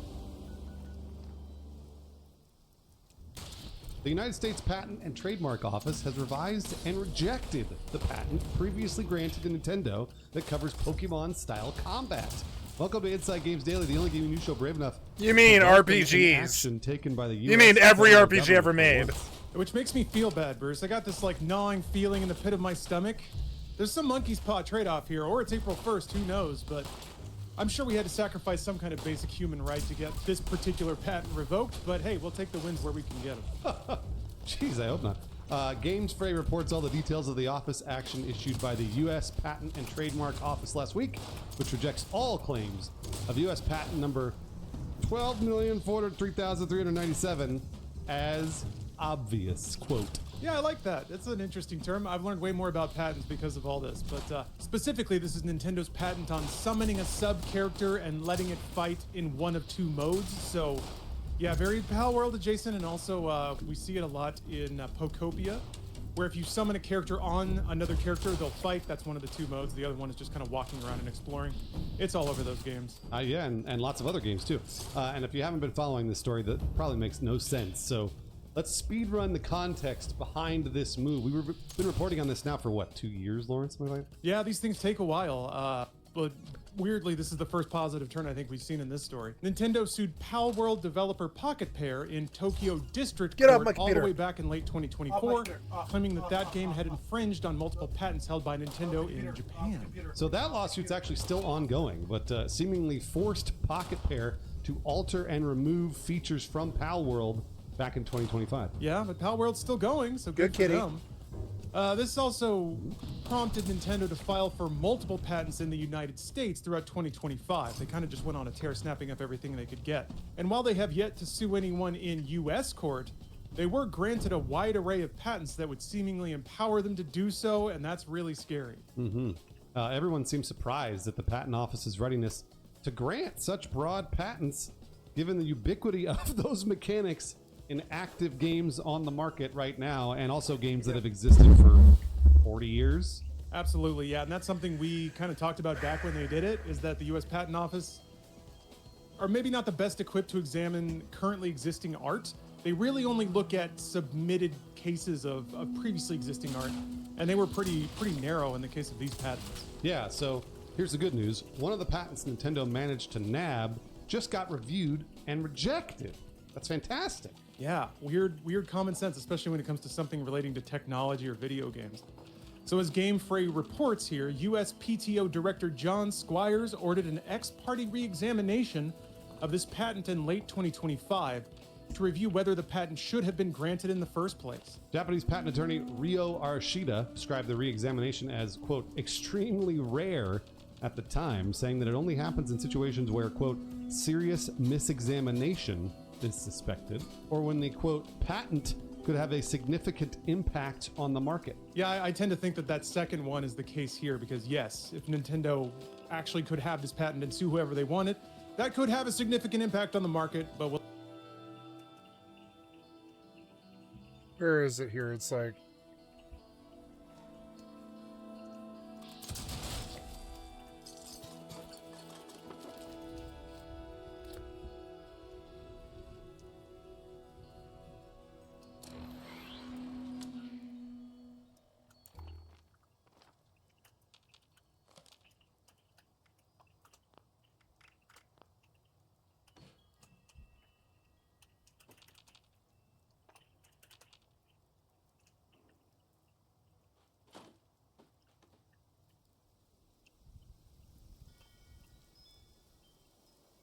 Somebody came and looted this, I guess? Huh. Well, Hi, kitty. You doing better? You had an adventure in the rain today. Had to come find you.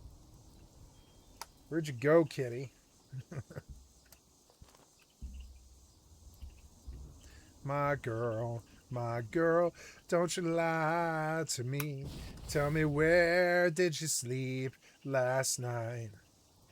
In the pines where the sun don't ever shine. I would shiver the whole night through.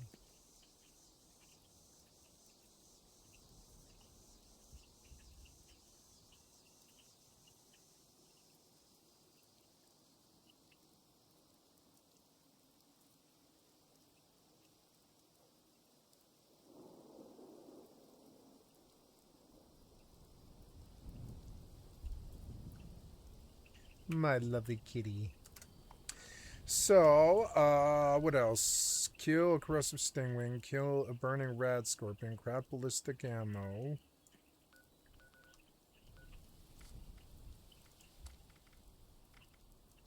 Collect a brain fungus soup, firecrack berry. Scrap junk to produce glass. Collect a teddy bear. The glass one is easy. I'll go get that done.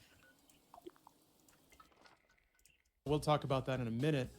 As far as this rejection is concerned, it is non-final, so this isn't in the books just yet. Nintendo has 2 months to respond to this, basically make their case about why they do deserve this patent, but they can ask for extensions. They probably will. The rejection isn't based on examining existing games on the market, but rather combining prior art references in the forms of patent applications filed by Nintendo, Konami, and Bandai Namco. Yes, essentially combining these previous patents means that the patent granted to Nintendo is, quote, obvious and not deserving of a patent unto itself. That's good. From here, Nintendo will need to argue the opposite, that a person having ordinary skill in the art would not naturally combine the previous patents when developing a new game. But they probably would. I guess we'll see. Man, we'll see what the courts decide.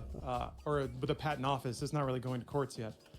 The patent itself, the one that Nintendo just got rejected, contains 26 individual claims, all of which have been invalidated by combining prior art references. So Games Free expects that Nintendo will try to defend at least some of those claims, even if they can't save them all. And I think that's what people have been saying about Nintendo for a long time now, is that they just sort of like shotgun approach as much as they could get. And then if they get rejected or if they get fought or if they get some approved, it's like, well, at least we got a few. Yes, and Nintendo even having a few is not an admirable situation to be in. It's not necessarily that they will sue anyone, but that they could. And that would potentially lead game developers to avoid developing similar games just because of the threat of being sued. Even though tons of game developers are right now. There's many games being released at this moment that supposedly would infringe on this patent. So it's a very weird situation. Nintendo hasn't done anything too overtly offensive aside from suing Pocket Pair, but even that was for a really small dollar amount, as I recall, or a yen amount, excuse me. Remember, it was just like a couple 100,000 yen, which really isn't that much for Nintendo or Pocket Pair, given how successful Palworld has been. So what Nintendo's trying to do here is establish precedent and just let that kind of smother everything else around them, which is not good, especially because of anything that needs competition. Pokemon needs it the most because those games are not great. I mean, Pokopia is all right. Pokopia is okay. It hit some minimum standards, but holy moly, dude. Arceus was not nothing. Shield, bad. I don't know. People give Pokemon a lot of credit. I don't necessarily afford it the same credit. So I think we do need other developers making Pokemon style games because they could do it far better than the Pokemon company has been. Also, not to mention, Lawrence, Pokemon is the largest franchise by a lot in terms of monetary value. So it's one of those things where, like, man, it's just like, why does Nintendo have to be so litigious? Like we get it, dude. You have $1 trillion franchise. You maybe, like, if there are other games that make similar style Pokemon games or whatever, it's not going to cut into your franchise. It's not going to take away 1 billion of your $1 trillion. Like, it's like maybe it might affect a few customers, but probably not, to be fair. Currently, Pokemon is at the top and has been for a very, very long time in terms of franchise. So I don't think they should be worried. Now, that said, they're not going to be. Since they have all the money in the world from that franchise, they're going to use every single dollar and cent to be as litigious as possible. Absolutely. It's kind of fascinating because I remember when Nintendo started their tear against Pal World and then started snapping up US copyright. It didn't make sense to me at the time why suddenly they were so freaked out. Now, having seen Pokopia, I get it. Pal World was very close to a lot of the things. What is Pokopia?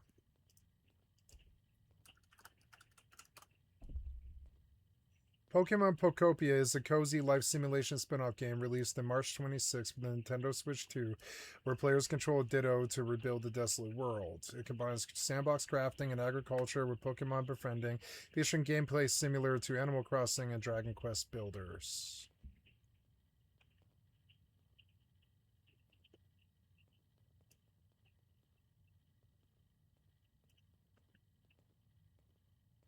When Pokopia was announced, most people drew a couple of quick comparative conclusions from its first cutesy trailer. There was much to be said in reaction, but the broad deduction can be efficiently summarised as this. Pokopia is Pokemon's take on Animal Crossing. It quickly transpired, also, that the game shares development staff with Dragon Quest Builders, a Minecraft-inspired spin-off of another major turn-based Japanese role-playing franchise. Simple enough then. Pokopia is Pokemon plus Minecraft plus Animal Crossing plus Viva Pinata, one of the best, most criminally underrated games about raising critters ever made. As someone who absolutely adores Viva Pinata, I actually feel Viva like a bit of Pinata an was a good idiot for game. not clocking the similarity between the two sooner. In hindsight, the extended trailer for Pokopia makes it more obvious, but it was only sitting down and playing around an hour of the game that it really clicked. It's in game flow that the two are most similar. In Pokopia, Pokemon aren't caught in Pokeballs and carried around with you, and nor should they be, given you play a Ditto that has haphazardly attempted to transform into its former owner. Instead, it's all about the habitat of the area around you. Each Pokemon in the Pokopia Pokedex will be attracted to appear if certain conditions are met. You'll start off slow, simply creating patches of long grass. Any Pokemon head of any age knows that Pokemon love a bit of long grass. That'll attract your most basic critters, but then, as you want to attract more, the requirements will gradually increase. Some Pokemon might want to be near bodies of water, or in long grass that's shaded at the base of a... Okay, we saw what it was. Things Pokopia is doing. But Bruce, to your point, Pokopia is still selling super, super well. It's even kind of prompted a resurgence of Switch 2 sales.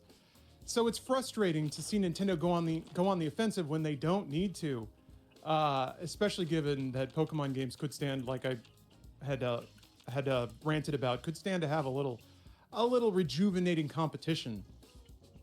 But I think there's a deeper concern here aside from just Pokemon, and that's kind of important unto itself. But if video game companies start getting into the patent troll area, that's a huge concern, and could become a huge problem. And Nintendo, of all companies, I really hope they're not the ones to kick it off. But if Nintendo successfully starts prosecuting in U.S. court and even maybe winning money. You can tell that these AI guys, they don't care about video games, and they don't care about kids, and they don't care about who plays video games or the community at all. They just want to make money.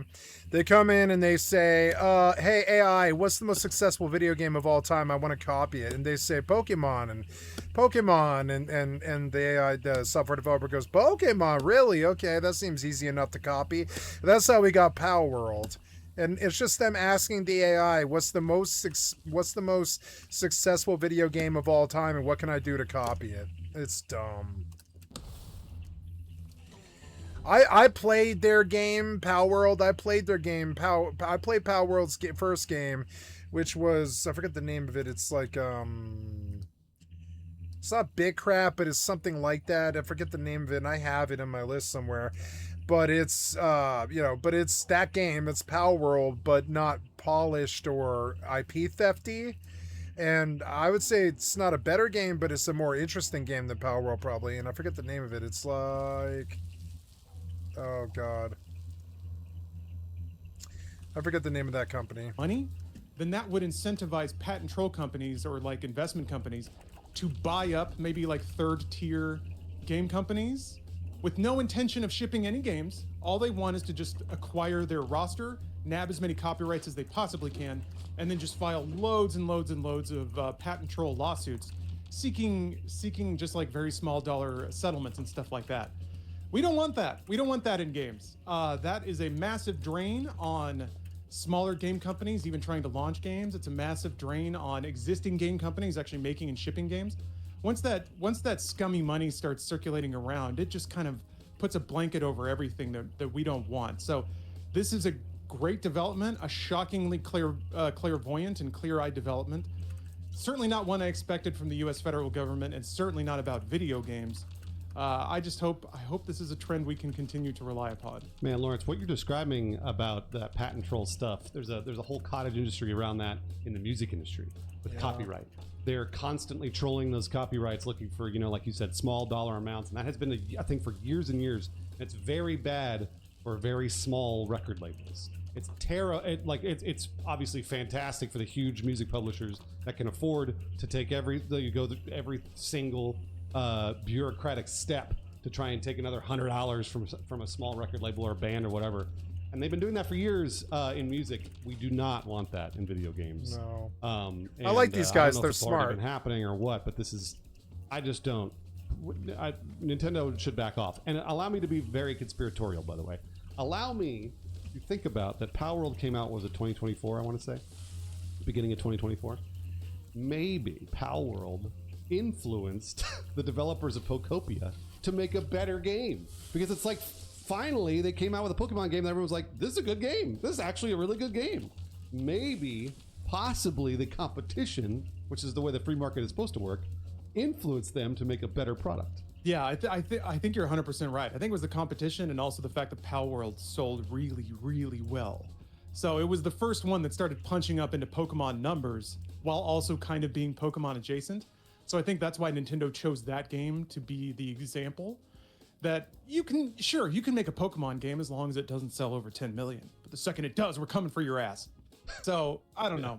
Nintendo's starting to behave, they have been behaving like a brand owning megacorp for a long time.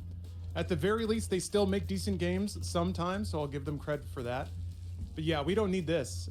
We don't need this at all. I know that a lot of people have held umbrage against Nintendo for their legal proceedings against emulator groups and like ROM backup groups and things like that. That's not great. This is far worse. You're absolutely right, Lawrence. Also, allow me to be really meta for a second about Inside Games. A lot of people in our comments always talk about how we report on bad news. And we're always talking about bad news. And then if you go look at our good news stories, they do terrible. Just so you know, the views are very, very low on the good news stories. This is a good news story. It really is. And so if you are like, we want Inside Games to do more good news stories, well then, better watch this video. Better tell your friends to watch the video. Because I promise you, when we title a video as Marathon a Flop, it does whatever, 75,000 views. And then we do this and it does 30. It's kind of hard to report on good news all the time. We like it. We like doing it. But just be aware, that's where our head is at. Because I've seen, and plus there's been a lot of negative news stories recently too. So either way, just so you know how we work here. Yeah, if it bleeds, it leads. The old axioms are still true for us news hounds. But hey, you know what? Bruce, I'm glad you brought it up. It's April Fool's Day. We decided to prank you by reporting a good story for a change. We got some more pranks in store. Let's see here. Bruce, you're going back to work for Rooster Teeth. I can't wait. I'm going to revert into an infant in front of your very eyes. I gotcha. We have fun here. Hey, April Fool's. But no, really, we'd like to thank you for watching. If you made it all the way through an actual good news story, congratulations. This is a moment of reflection, I think. We've been doing this show for, over 5 years now. That's the longest run we've ever had doing this, and it's because the parent company hasn't gotten acquired or sold or shut down or whatever, so thank you very much for enabling us to work directly for you. On that note, we'd like to extend an extra beefy thank you to the folks that support us directly through our Patreon. Thank you very much, Kyle Heaton, Brian Cosner, Monkey Butlers, Spirit Bear, and E. Compton 3 for keeping us going and allowing us to make jokes about working for a company versus actually having to do it. Very appreciative of that. Very appreciative that some of these names have become very familiar. So thank you very much for supporting the arts. We'll see you next time on Insight. Take a look at this. 1 month ago, Pen B, a father of an 11-year-old, left this comment. Mr. Beast is a great role model who's always helping the community. Yes, there might be some weird things, but generally, a very good show for kids. Sorry, Pen, but I think I have to disagree with you. He is the most followed person in the world. Mr. Beast is the biggest content creator in the world. You have 466 million subscribers. Everyone calls him a genius, but even Penn agrees there are some weird things about him. $150,000. $500,000. $1 million. $5 million of real money. We watched all his videos, went through every interview, and really tried to get to the bottom of the secret behind his success. You grab 33 random people anywhere on the planet, and on average, one of them has seen our newest video. And when we found this document that was leaked a few years ago, everything fell in place. This document explains with scientific precision what Mr. Beast is doing to our kids. And after all this research, I can say with confidence that Mr. Beast's content is not good for kids. On the contrary, I think it's really, really bad. Let me tell you a story. 19-year-old Jimmy Donaldson sits in his bedroom with the camera pointed at his face. He's about to do something completely insane. I'm about to count to 100,000. 1, 2, 3, 4, 5, 791, 792, 790, 36,000, 570, 36,000. He doesn't sleep, he barely eats, he's just counting. After 40 hours, he looks like he's about to pass out. Why? 100,000. The video gets millions of views. People can't believe someone actually did this. Jimmy had been making YouTube videos since he was 13 years old. For 6 years, nothing really worked out. Then he figured something out. It seems like people get completely mesmerized if someone is fully committed to something completely absurd. What's up, guys? I'm gonna be watching It's Everyday Bro for 10 hours straight. Watching the same music video clip for 10 hours straight. Enjoy watching me watch paint dry. Literally watching paint dry. Or saying Logan Paul's name 100,000 times. Logan Paul, Logan Paul, Logan Paul, Logan Paul. Why? Logan Paul, Logan Paul, Logan Paul. Logan Paul, Logan Paul, Logan Paul, Logan Paul, Logan Paul, Logan Paul, Logan Paul. No way, he just sits there for 17 hours and says my name. Gibberish, but bro, that's 8 hours in, bro. If that's like only 8 hours in, I'm gonna go 15 hours in. Let's see what it sounds like. Not only was Logan Paul impressed, but everyone. Because back then, nobody was really doing these kinds of extreme stunts, like cutting a table in half with only plastic knives. He kept committing. What are you doing? I don't have anything. Fuck are you looking at? Autopilot jumping. What? To other absurd things, and the channel started growing really fast. When Jimmy got his first brand deal worth $10,000, he immediately gave it away to a homeless person. It's about $10,000. Asa Park. I'd like to sub to your channel. Thank you for the extra content from well. the stream. So Jimmy reinvested the money he earned into new videos. He started giving money away to everyone. So I had this idea. If I take this branded money and I give it away in the video, that video will do well. And then I take the money from that video and I give away in the next video, and that video will do well. I was just like freaking out. I was like, I think I just cracked the code. He even gave his mother $100,000 to repair her house. By 2020, he was one of the biggest creators on the platform. The level of absurdity and creativity was truly top-notch. Top and notch. it's impossible not to admire and respect that. But somewhere along the way, Jimmy Donaldson stopped being a kid making videos. He became Mr. Beast. And Mr. Beast is a fully functioning YouTube factory. Moving to Stargate. Warp drive active. This is the famous Mr. Beast memo, a document Jimmy created so that everybody on his team would know exactly how to make his videos. But here's the thing, this was only intended for private use, it was never meant to leave the building. But in 2024, it got leaked. So then, the entire internet got to read it. And being a creator myself, of course I read it, and it's an interesting read because the first thing that struck me is that this isn't the manufacturer. Wait, I didn't know this. The leaked Mr. Beast memo. Oh my god, I had no idea. Autopilot jumping.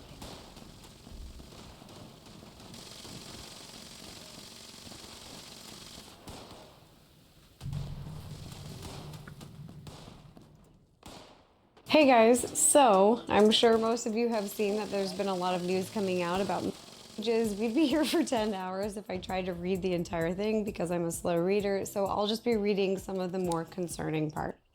I want the whole thing. Adam McIntyre. Haven't seen him in a while. Okay, so I have wanted to get to this Mr. Beast document for so I like Adam McIntyre. I always have. Stargate. Long. He got into the toxic, the whole toxic, fucking, what's it called? Toxic gossip train fight with what's her name, and he's actually interesting in some ways. Oh, girl, the meme.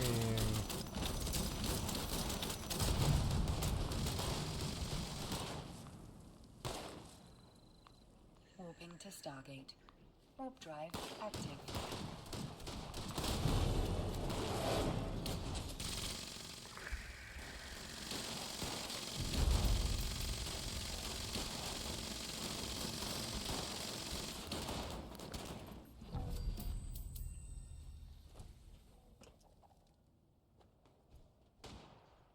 Approaching Stargate.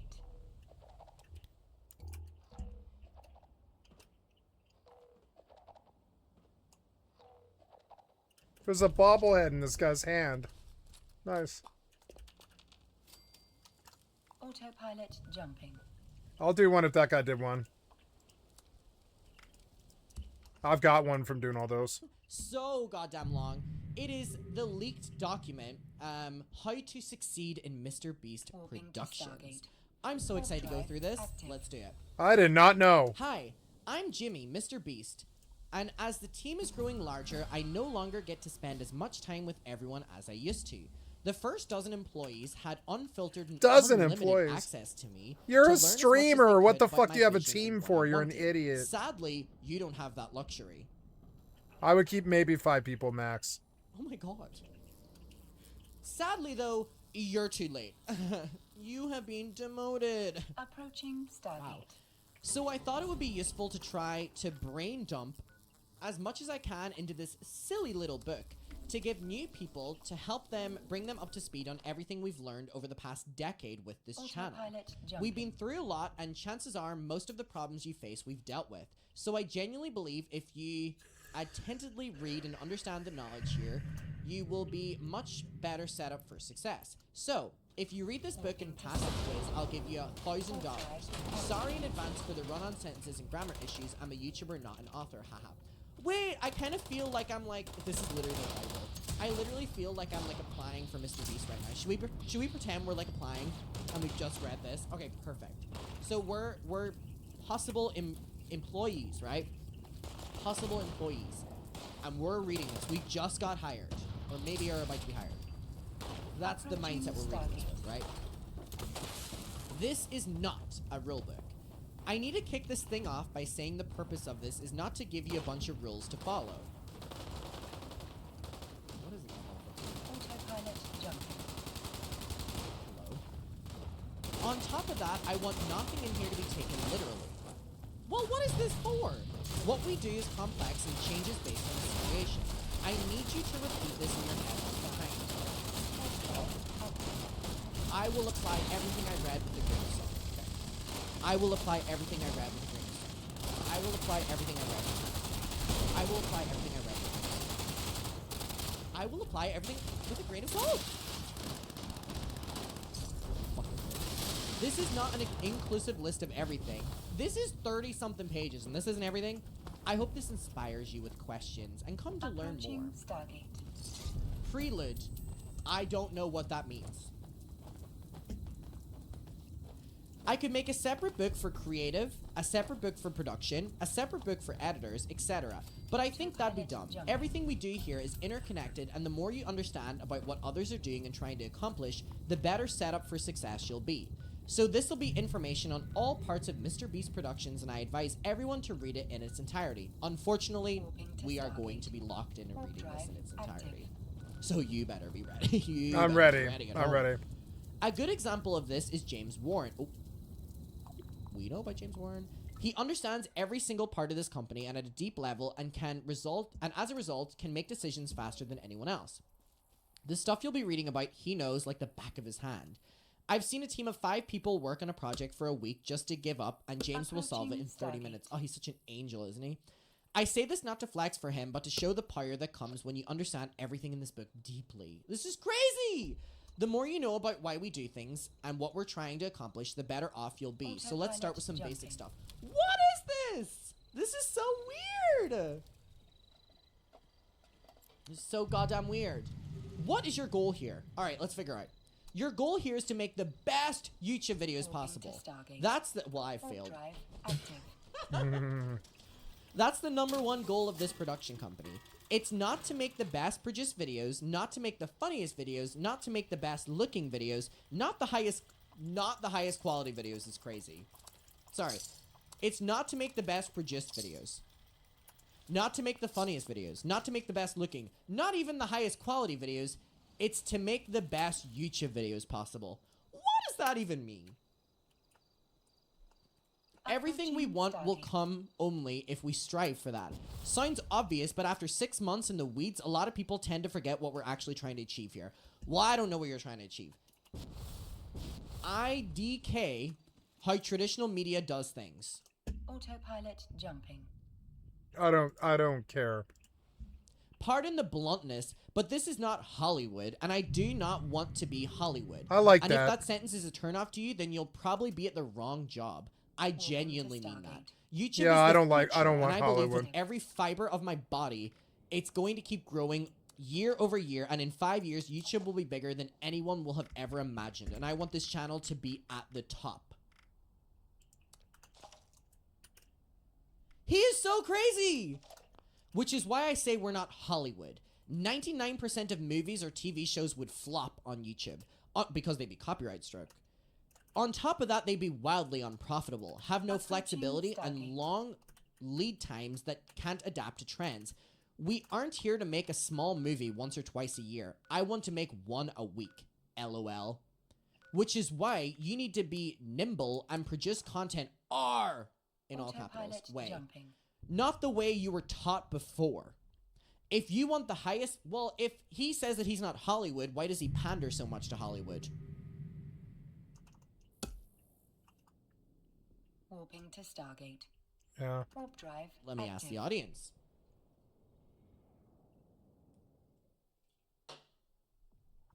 If you want the highest probability of success, I beg you to learn why we do what we do at a deep level before you try to fix it.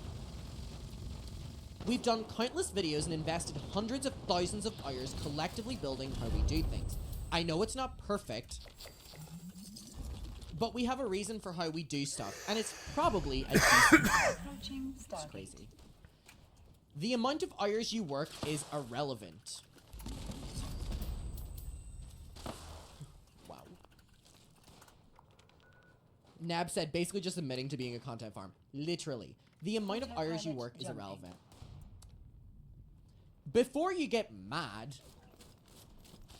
the story about James solving a problem in 30 minutes, a team of 5 couldn't in a week, in that example, does it really matter how many hours they worked? Obviously, we want grinders. Drive active.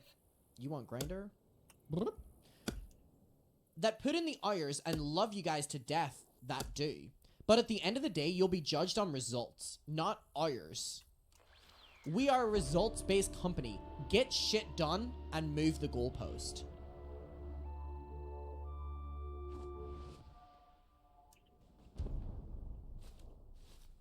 Whoa! This is not normal. Yes, it is. I only want... This is exactly how Google is. A players. This is exactly how Google is. They even had this. That's who he's copying. This is exactly what Google says. He probably read like the Google document, because the Google leaked a document like this too, and he probably just copied it. Autopilot jumping. His mom wrote this, and she's not dumb. My mom's not dumb either. My mom could have written this.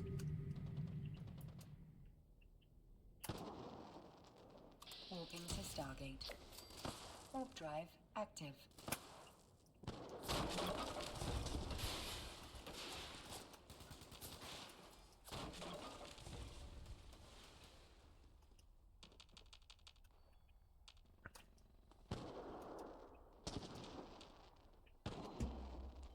As I type this, I realize it may not be the wisest to categorize everyone into 3 buckets, but this is how I believe we should look at everyone. How I believe we should look at everyone a part of the production team. You're either A player, B player, or C player. There is only room in this company for A players.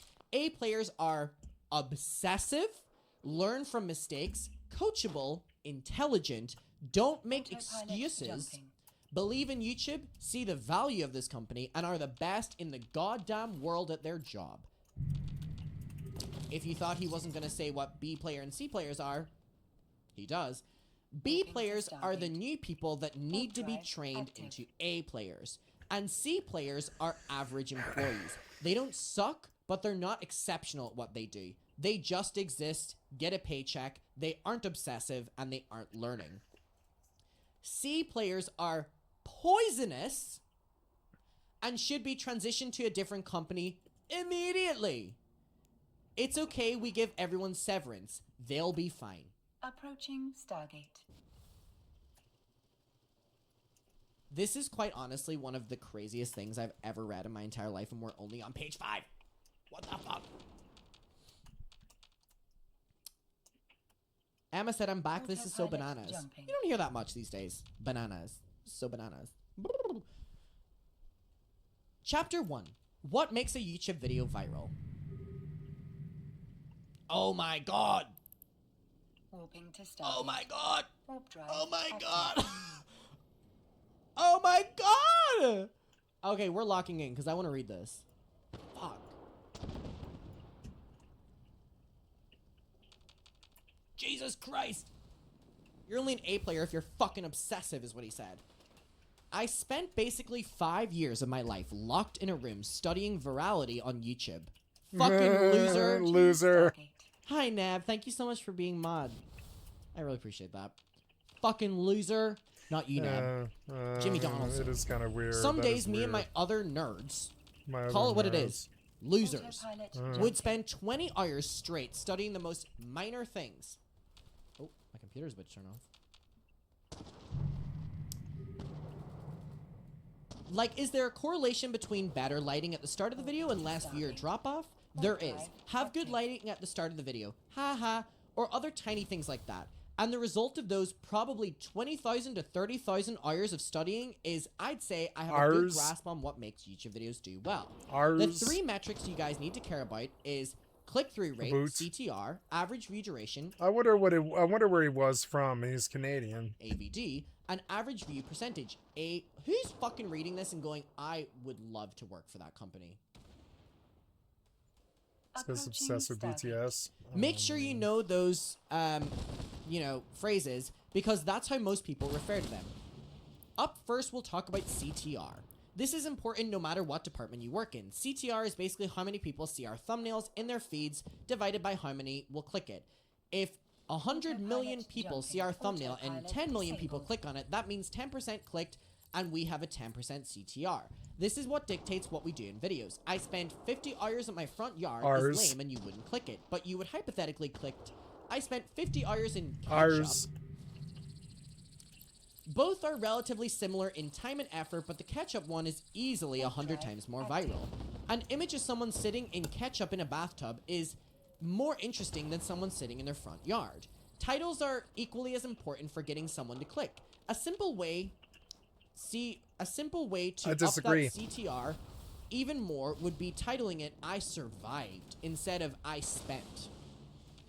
This would add even more intrigue and make it more You mean extreme. lie. In general, the more extreme, the better. Oh, we know you think that. The more What extreme. you ever consider, Jimmy, what would happen to your industry if they suddenly made it illegal for you to lie in a title like that?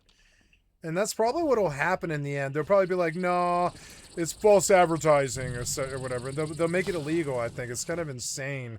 What happens then when you can't clickbait? I mean, you got in at the right time, but, you know, so you'll be fine. But what happens when you can't clickbait anymore?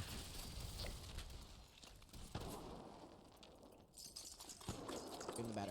I don't like bananas won't perform the same as bananas are the worst food on earth. Now, if you're in a production or creative, you might be wondering, why does the title and thumbnail matter to me? Expectations is why. The title and thumbnail... Because you judge a book by its cover, and your whole community is based around judging books on their cover, and the spine on the book is all that matters, which is why you clickbait so much. True, first impressions matter, and you want to get people in the door. See, I'm working off the mystery thing. I want them to click on my thing just because it's not like everybody else's. It lists exactly what I do, but it doesn't say what, so you have to come in and see. And if it's your thing, you'll stay, and if it's not, you won't.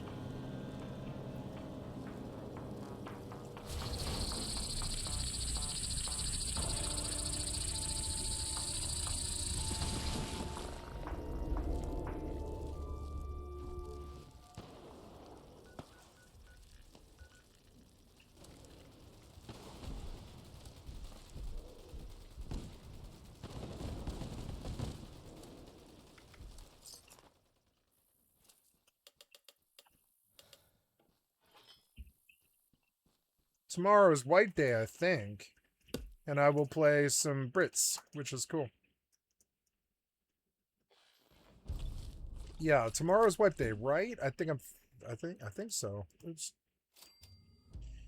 Yeah, tomorrow's White Day, I believe. So yeah, April 2nd, huh? On the 13th, Fortnite Save the World goes free, and also I'll be doing some festival this week, which is kind of cool. I'll be doing some drinking on Friday and Saturday night.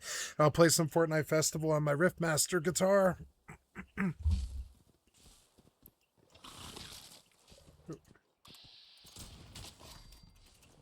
That's only been like that for like a month or something, but yeah.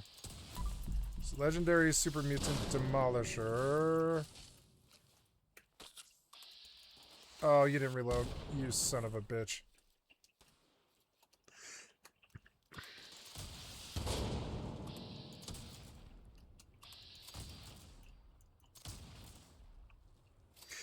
Damn, this thing fucking owns. Where's the body? Oh, well. There it is.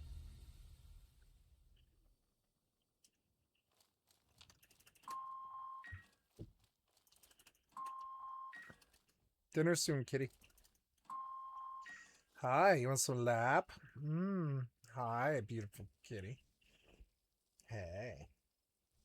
Yeah, you dry now? You comfortable and warm? Yeah? Okay. Yeah, meow. Hello, kitty.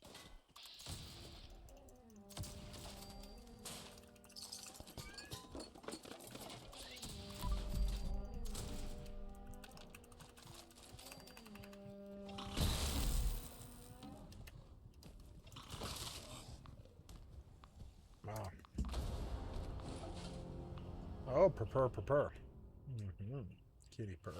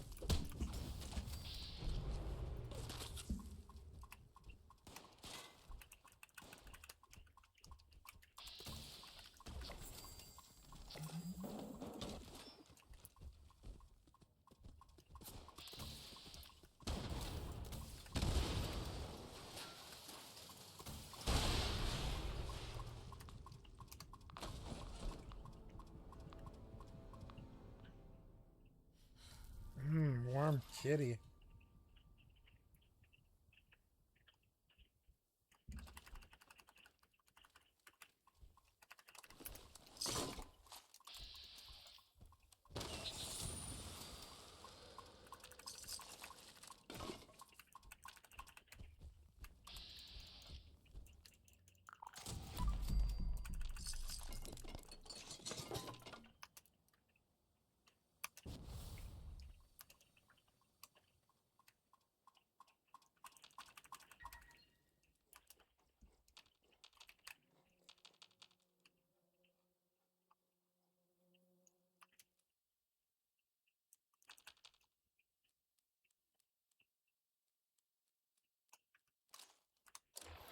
All the videos you'll be producing, set the expectations for the viewer of the video. Imagine you clicked on a video titled World's Largest Bouncy Castle, and the thumbnail had a giant yellow bouncy castle beside a bunch of huge buildings. Then, when the video plays, it's not a yellow bouncy castle, it's red. It's also not the world's largest. It's also in the field with no buildings, like the thumbnail. You'd feel like you were lied to and click off the video because it did not meet the expectations of the title thumbnail. This is why you must know the title and thumbnails of the videos you're making!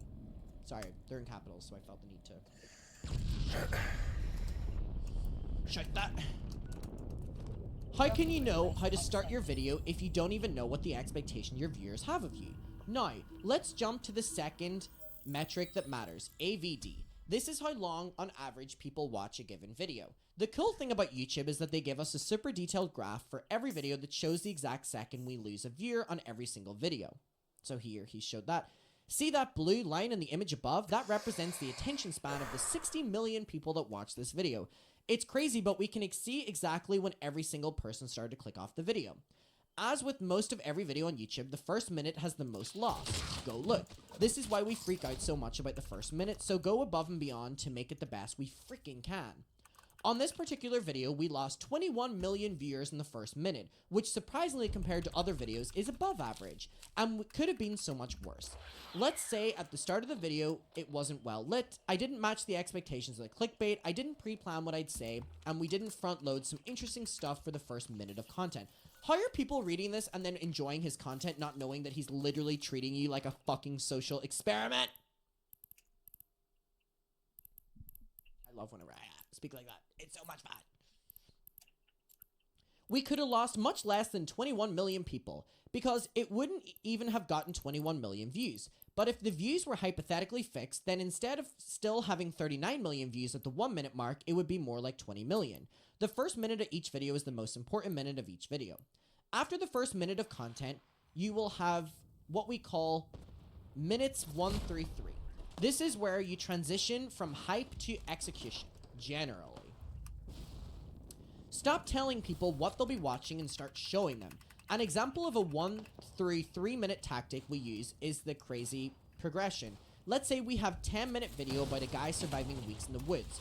Instead of making the first 3 minutes of the video about his first day, then progressing from there like a logical filmmaker would, we'd try to cover multiple days in the first 3 minutes of the video so the viewer is now super invested in the story. How are you not reading this and literally being like, you're a lab rat, like people are commenting? Luigi, like little lab rats, literally. They've seen this man survive multiple days in the woods and emotionally now want to see how much further he can go. So weird, by the way. We also want to do something around the 3-minute mark called a 3-minute re-engagement. A re-engagement can be described as content that is highly interesting, that fits the story and makes people genuinely impressed. Another way to look at this segment that only Mr. Beast can do this. It's important to re-engage the viewer around this time because they could get bored of the story and click off. These re-engagements are usually spectacles and sometimes need lots of time and money to perfect. A good example of a re-engagement is when Carl was put in charge of watching Josh in the $10,000 Everyday You Survive prison video. Here's my thing. If you are literally having to do this with your content where you are making sure that you're not losing people minute per minute, the content is so fucking fake. And he says his content isn't fake.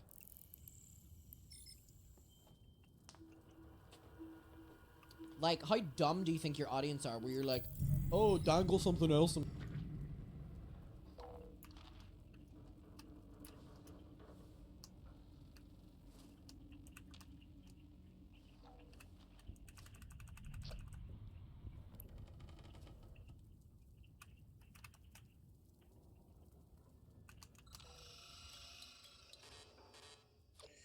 Locks by a code.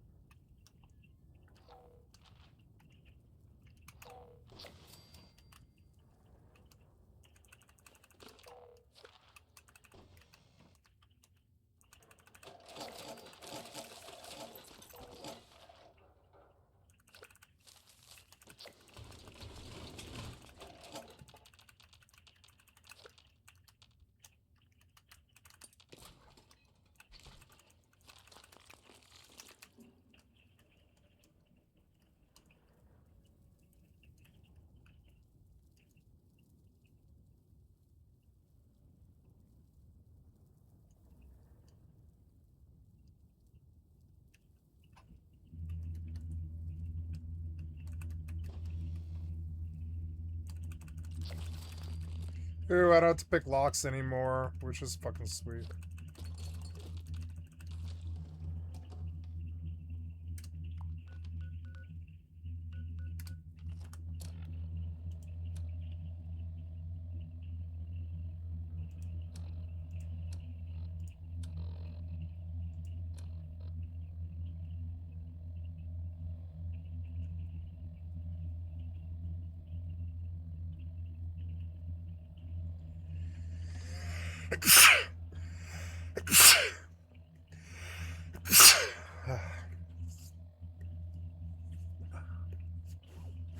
Excuse me.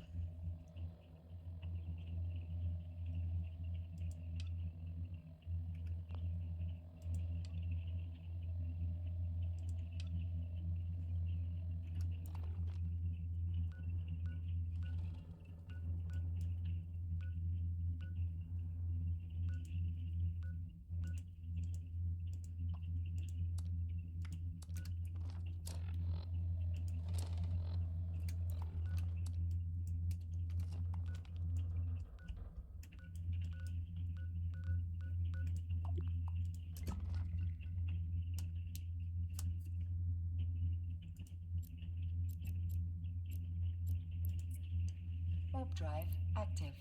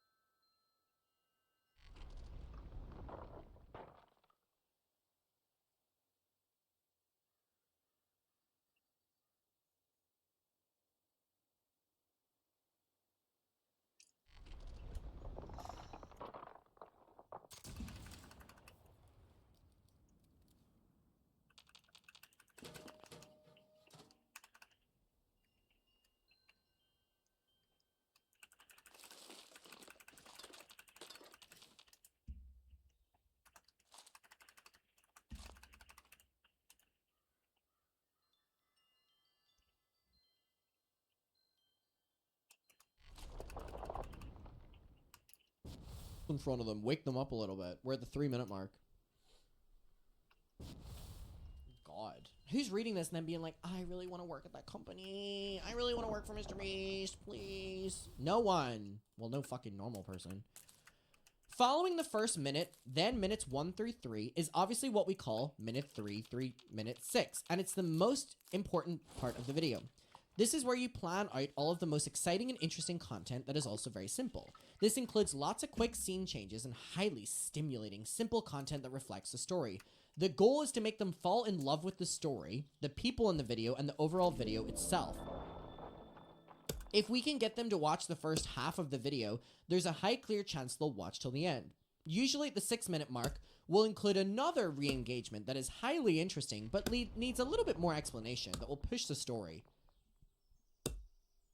And lastly, we have what we call half content. I have to be careful writing this because I don't want you ever to think for a second that I'm okay with content being subpar. Can't wait to hear what he's about to say. Many videos have been killed because the back half content was ass, lol. But in general, once you have someone for 6 minutes, they are super invested in the story and probably in what I call a lull. They are watching the video without even realizing they're watching a video. He thinks y'all are stupid as fuck. Typically, the not as good content would be in the back half of the video.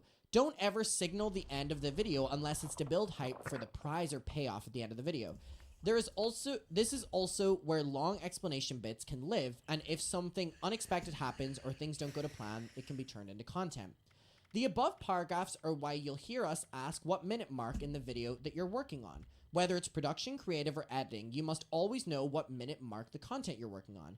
If you don't, then you're not doing it right. I just whipped out a calculator, and the combined seconds of content of our last 100 videos is 81,801 seconds, which divided by 100 means the average Mr. Beast video is 818 seconds or 13 minutes and 37 seconds. Some are shorter, like when we do real-time shits or something more emotional and don't want it dragged out, like Jake Weddle. And some are longer, giant spectacles like giving away an island, for example. But 13 minutes is the average, and you are expected to know when producing which minute of that 13 minutes you're working on. So how is that content not going to be fake if it's literally planned down to the fucking minute? And since we're on the topic of graphs, here's a cool visual. The last of the 3 trackable metrics that matters to virality is AVP, and to be honest, that doesn't matter as much to you. Usually the length of the video will be decided by me or Tyler. I just need you to make people watch as long as possible. Another non-trackable thing about virality I'd like you to know is what we call the wow factor, and it's definitely the most subjective. You can check all the above boxes for CTR and AVD, but the video still do for us. An example of the wow factor would be our 100 days in the circle video. We offered someone $500,000 if they could live in a circle in a field for 100 days, and instead of starting with his house in the circle that he would live in, we bring it in on a crane 30 seconds into the video. Why? Because why the fuck else on YouTube can do that, lol? Because who the fuck? This is so badly written. Ugh. The fact we lifted a house on a crane didn't add anything to the title and thumbnail. It obviously hooked the viewers and helped retention, but there are millions of ways we could have done that easier. It's arguably, from a data standpoint, illogical and a waste of time, but the impression it leaves on the viewer is invaluable for us. Anytime we do something that no other creator can do, that separates us in their mind and makes our videos more special to them. It changes how they see us, and it does make them watch more videos and engage more with the brand. You can track the wow factor, but I can describe it. Or you can track it, but I can describe it. Anything that no other YouTuber can do, and it's important that we never lose our wow factor. My God. Chapter 2, creating content. For this next part, I want to write about actually creating content. I'm not going to talk about any production system in particular because the way we run this production changes almost every year. Haha. I just want to pass on things I see new people typically fail at, and in general, what I want. Our videos are hard, and if you look at the difficulty of our videos and treadlined it over time, you'd see they're only getting harder. How hard do they have to go? Until people are seriously injured? Going crazy? god. He's cussing just to seem more relatable to his employees. It fucking sounds like it. He's so cool, you know what I mean? He's so cool. Oh my god. Chapter 2. I'm going to get my 3rd drink. Because I need another drink for this. I'll be right back.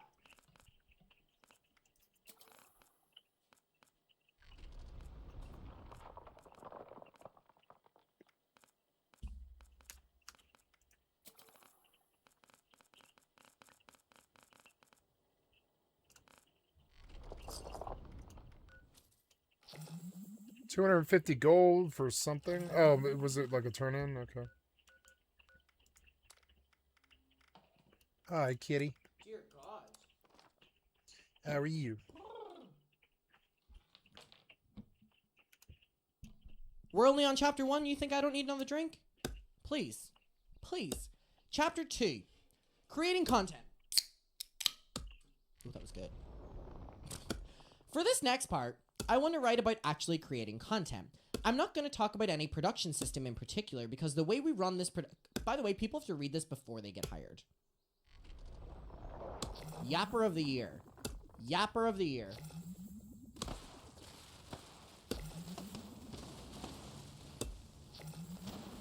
Alright. I just want to pass on things I see new people typically fail at and in general what I want. Our videos are hard, and if you look at the difficulty of our videos and treadlined it over time, you'd see things are only getting harder. It's like a little threat. This is why I want the best in the world and people who are obsessed. He keeps going back to this obsessed point. Jesus Christ. This is crazy. If you're not growing, eventually the difficulties of the videos will outgrow you. Threat. Whether it be production, creative, camera, or editing, I want you to be obsessed with YouTube. Guys, this is not normal. This is not normal. Get rid of Netflix and Hulu and watch tons of... Does that apply to his Amazon deal as well? How does Amazon feel that he's literally in the handbook saying get rid of all them and just watch YouTube? And watch tons of YouTube. It will without a doubt in my mind make you more successful. I wish you would say, go watch Adam McIntyre. The more invested you are in our world of YouTube, the more you'll understand trends, how we can stand out and be more original, what we could do better, etc. You should also really try to watch... Oh my god. You should also really try to watch every Mr. Beast video on all of the channels. Sounds obvious, but I've asked multiple people this week what they thought about last week's gaming video, and not a single person, not even just the main videos, the gaming videos. On top of learning from watching YouTube, I'd love you to read the goal, if you haven't already. I used to make everyone read it. I know bottlenecks are obvious, and it will sound like I'm talking to 10-year-olds sometimes, but just not knowing and understand something as simple as bottlenecks has fucked tons of videos. You should all deeply understand the work stream from when a video hits the calendar to when it's filmed. I don't have the best track record of making the video filming calendar super far out and sticking with it. Let's say you're in production and a video you're assigned is put up to 45 days out. A lot of things need to happen before you can start working on it. The big things would probably be you need to work on a thumbnail sketch and creative on your team to write the video. Do not just go to them and say, I need creative, let me know when it's done, and I need a thumbnail, let me know when it's done. This is what most people do, and it's the one reasons why we fail so much. I want you to look them in the eyes and tell them they are the bottleneck, and take it a step further and explain to them why they are the bottleneck, so you both are on the same page. Tyler, you are my bottleneck. What does that mean? I don't understand what bottleneck means. Can someone please update me? It's this idea that it's this idea that we sort of accept incompetence in people, and we just sort of let it ride. If they're being a barrier to us, we just let it ride. We don't actually tell them they're bottlenecking us. We just accept it. Ooh, 2 magazines. I found them. 2 magazines here, which is cool. 2 magazines and the chop shop. Cool. Yeah, there's like, you know, there's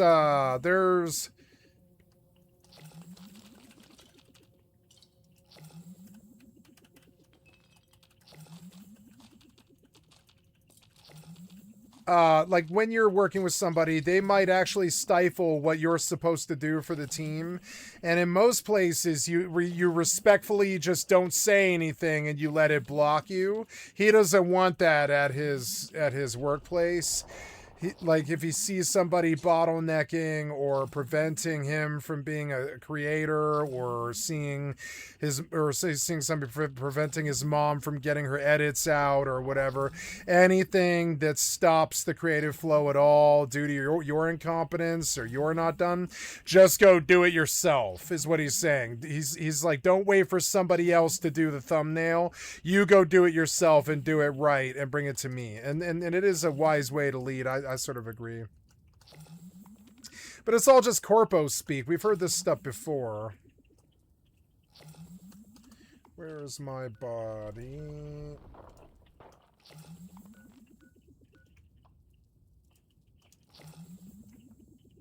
Make only this active.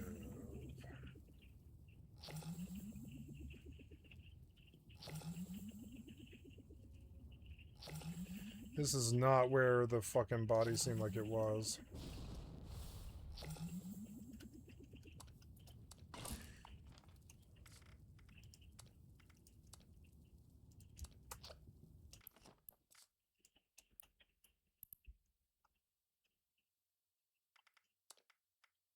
Nice, yeah, level 20, huh? Or some level, I don't know what my level is, but let's go back and do that. And this is my custom character. Okay, we go into HR now. Legendary mod effects are off, which is cool. No legendaries on the weapons. VATS is off. Oh, VATS is off? Okay. Drop additional loot on death. Fast travel is disabled, and perk effects are all disabled. So there's no perks either, which is insane. It's just a PvP builder, which, you know, like is like Rust. Yeah, it's essentially once human raid zone. Well, yeah, we'll go. I mean, what is this character? This character doesn't matter. I don't care about losing. Where am I? Oh, yeah, I might be in the back country somewhere, yeah. Am I level 20 in this?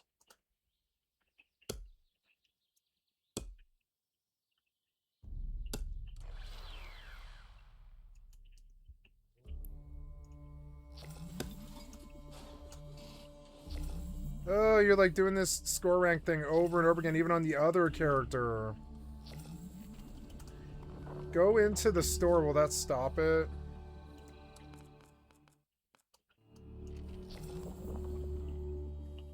$14 out of 100, huh? This is my camp, is it?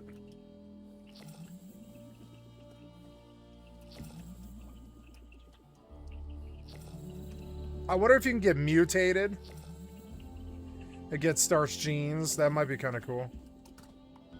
Okay, we have to watch for other people.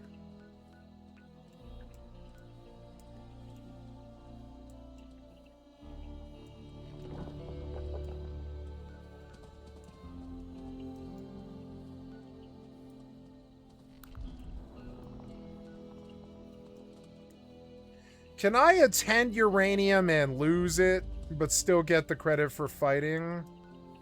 Oh, I don't want to die, mainly because I dropped the body.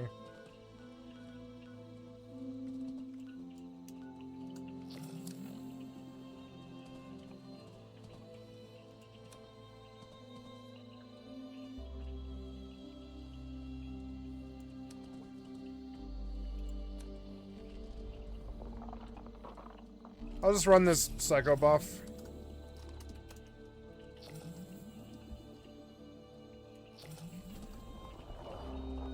Camp 1 is outside Gilman Lumber. Interesting.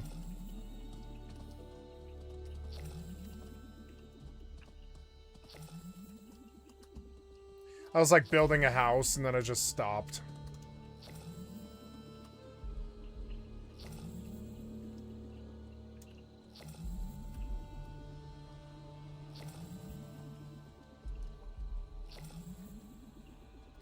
Oh, the sound. I'm ignoring it, and I think I've actually got to relog. Oh, damn it, quit the desktop. Fucking annoying. That sound is so annoying. How we doing here? Doing good.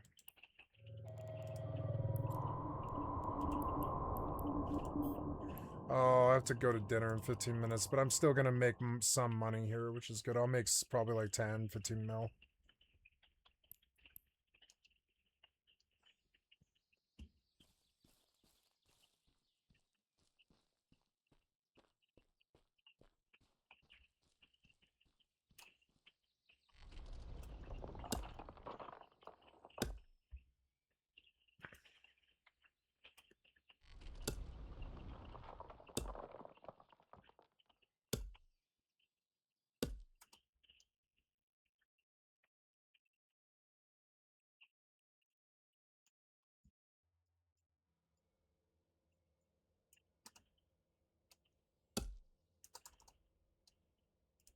What the fuck does bottleneck mean?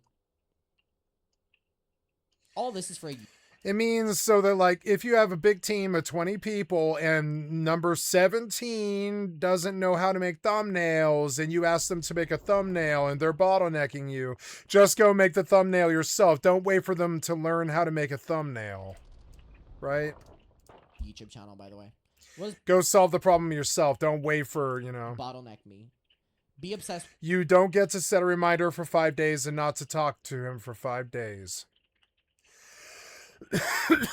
With YouTube, specifically my YouTube, literally. What does bottleneck mean? Bottleneck is like this thing about power. You have throughput. If somebody chokes the power output, it makes it so a little stream of energy can come out. Think about it like a bottle. You might have a whole bottle where, you know, a 2-liter bottle full of, you know, Pepsi. If you squeeze it, all of it won't come out at once because the bottleneck is a bottleneck. It prevents it all from coming out and being its true, like, out into the world thing. And that's kind of a good, like, a analogy for it. That's what a bottleneck is somebody who prevents you from doing what you need to do because you've asked them to do something, but they don't know how. So you go do it yourself. You don't wait for them to learn.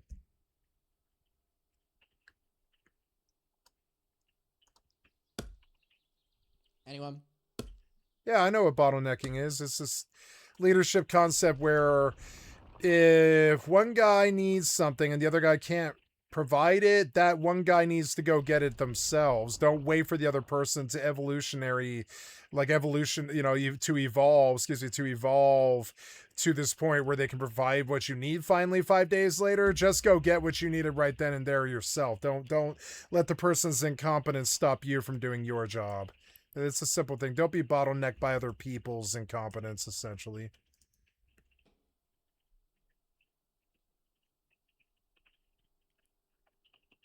A choke point? It's like a stop. Okay. Tyler, you're my bottleneck. I have 45 days to make this happen, and I cannot begin to work on it until I know what the contents of the video are. I need you to confirm you understand this is important when you need to set a date for when the creative will be done. Now, this person, who also has tons of shit going on, is aware of how important this discussion is. So he's basically saying, now that you've given someone who already has a huge workload more workload, now we can move on to your workload. Now, let's say Tyler and you agree it will be done in 5 days. In capitals. You don't get to set a reminder for 5 days and not talk to him for 5 days. Every single day, you must check in on Tyler and make sure he's still on track to hit the target date. I want less excuses in this company. Take ownership and don't give your project a chance to fail. Dumping your bottleneck on someone and then just walking away from it until it's done is lazy and gives room for error. And I want you to have the mindset that God himself couldn't stop you from making this video on time.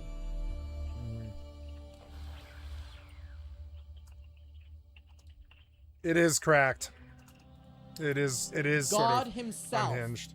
could not stop you from making this video on time. Mr. Beast said that, allegedly.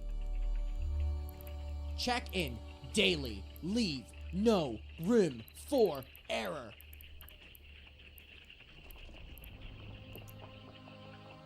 For this next part, I just want to brain dump about random things and explain why we do say certain things. If you understand all this, then you'll be in a good spot. Like seriously, these are cheat codes and you should take them to heart. Oh my god, Milk, Tsunami, thank you. A bottleneck is like a 50-lane highway turned to a 2-lane where they all merge at the bottleneck. Okay. Video everything. I really want us to see producing as a team job, not a solo thing, which is why it's important for you to video everything critical and also anything you think people would ask about. Let's say you go to scout a set for a video in a month while the rest of the team are working on this week's video. Most people just go to scout the set, maybe grab a photo, and walk around and try to grab a good mental model of it. Then a week later when you're back, the video is now Tyler's main focus, and then he starts to ask questions about it and you can't quite recall. The questions get more and more detailed, and you go off of what's on your mind. I have no The rest ammo. of the production team also needs to start planning bits, but they don't know what it looks like, and it's now a shit show. This is why we say video everything. Knife which looks is more awesome in important the than one person has a good this mental knife grip looks of awesome. everything, so then they can recall it. Obviously, the team. The easiest way to bring your team up to the same page is to frickin' video everything and store it where they can constantly reference it. A lot of problems can be solved if we just video sets and ask for videos when ordering things. Especially because I personally am a visual guy, and I always want to see what we're doing. Video everything. God. I mean, it's not the worst idea for a workplace. Say the negatives. Title says it all. Don't just tell people on your team or me why something is good. It's infinitely more valuable to tell us why it's not good. I find the castle boat we need for the video, but it's booked all year over budget and someone died in it last week. That's the entire paragraph, by the way. It's the entire paragraph. It's your fault. Track the contractor. I know I already talked about this, but if there's one thing I'd really love to impose on you, it's that you just can't dump and forget your projects. I can't stand when people dump and forget their project on a contractor and then the day before the shit blame everything on them when it's not ready. That's on you. Let's say we're building the world's largest water balloon and you need someone to make a giant wooden stand for it to sit on. Most people here would just call someone like JB and have him and tell him to have it done by filming day. Instead, you should have it done a certain time frame in advance. You need to use your own intelligence based on the project to determine that, in case something is off and we need to make changes. And you need to begin to decide whether or not it's a critical component. If it is, you should also begin working on the backdrop, and while working on a backdrop, you should check in with JB every single day. Ask him to send videos every single day to spot problems early. Hell, talk to him twice a day. I don't care, I just don't want to leave room for error. No excuses, stop leaving room for error. Check in daily, receive videos, and know weeks in advance if you're fucked. Not days. Oh my god. This is crazy.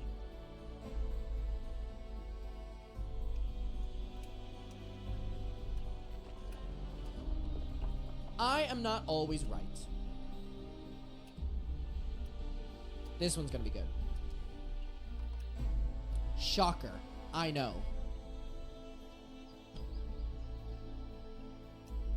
Oh god. This is excruciating. I know, like, we're not even hired yet. We're not even hired yet.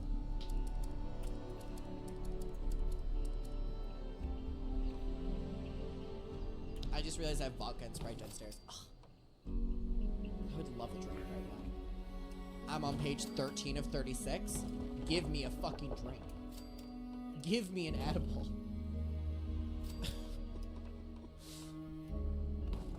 I'm young, and I'll be the first to admit I'm not perfect. I'm so obsessed with how long this is. Oh! This entire section is him talking about how he's not perfect. I promise not a single person on this planet wants us to succeed more than I do, and no matter how much you work, you'll never invest more time into this than I will. So even as much as you do great, you'll never be him. Whew. But I can't promise I'll always be right. Having said that, there are ways you can help me be right more often. For starters, you need to understand the world I'm in and how my mind works. Well, I don't want to know how your mind works. This book in particular is for our production company, which, by the way, is the most important company and allows everything else to succeed. Without the videos, everything else dies. But it's not all I have going on. I have to be the main talent for every gaming video, every Reacts video, every philanthropy video, every TikTok, Insta post, and every main channel video. which is basically 3 full-time jobs in one.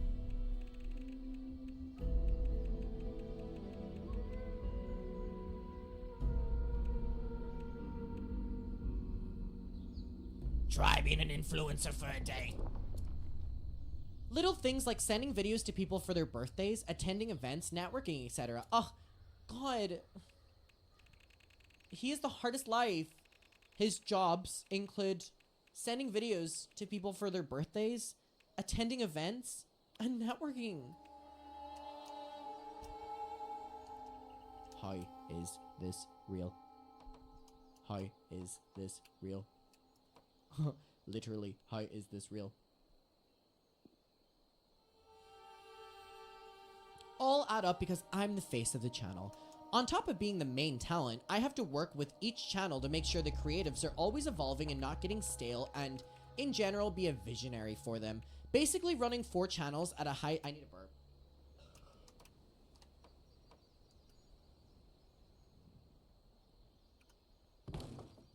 I had that a brewing.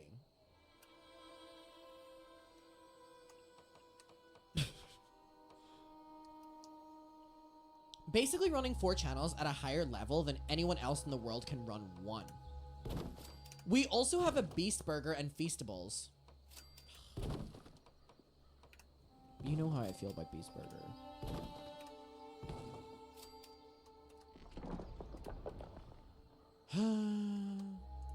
And I can never have it again. That's a shame. The chocolate I can do without, quite frankly, but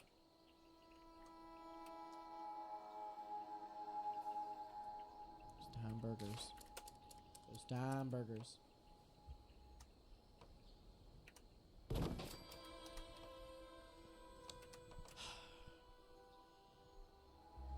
Then anyone else in the world can run 1. We also have a Beast Burger and Feastables, and I still have to set the vision and be the lead creative. On top of all that, we get it! I love that he's like, I'm not perfect, and now he's listing all the reasons that he's better than you. On top of that, we dub our channels in other languages and run a translation company that works with other channels as well. I also multiple times a week have to call other YouTubers and see what they're testing or doing so I can always stay up to date and make sure we aren't missing anything. AKA, you need me networking a lot. So basically, you need him. What I'm trying to say is I have to run 4 channels, 3 businesses, a charity, and network maintain our image at the same time.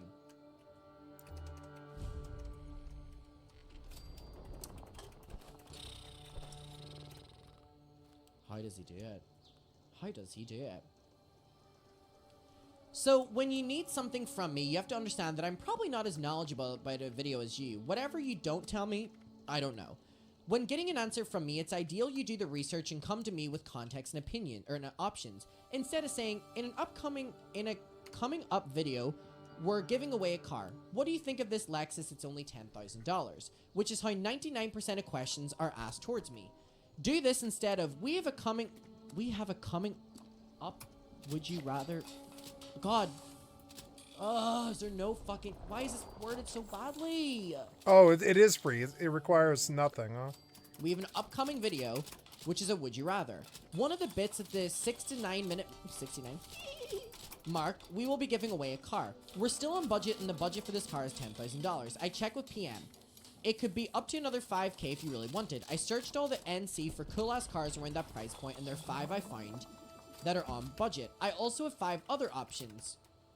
Here's a picture of all 10 cars, the miles on each card, and the options. Which of these cars do you think I should get? So basically, he's saying that someone coming to him with so much research is not great. Because he doesn't want to be a part of it. He's literally saying that someone doing that amount of research is bad.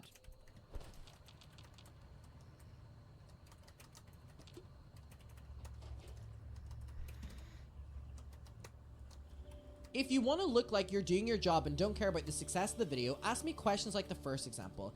If you want to take accountability... Oh, wait. Sorry, I read that in the wrong order. Accountability? He did this correctly, actually. I'll give my 10s for 10s to you. Sorry, it's worded so fucking wrong that I wouldn't even know. He's basically saying if you want to take accountability and make your videos happen at a better success, do a second option. This doesn't apply to me, it applies to anyone higher. I read that wrong, but maybe he should fucking phrase this better. Critical components. Page 14. It's gonna be a long night, y'all. It's fucking 3 a.m. for me already. We're locking in. Critical components are the things that are essential to your video. If I want to put 100 people on an island and give it away to one of them, then securing an island is a critical component. It doesn't matter how well planned the challenges in the island are, how good the weather is, etc. So I'm burping a lot now. My body is like, wrap it up, wrap it up. V said boring clickbait, bye. V. The title of this live stream is Taddy Westbrook's Return. What did we spend the first hour and a half doing?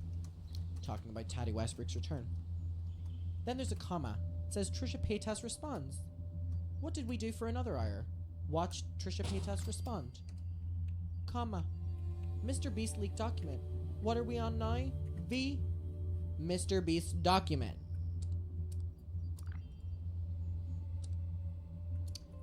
Alright. It doesn't matter how well we've planned the challenges on the island are, we need to have an island.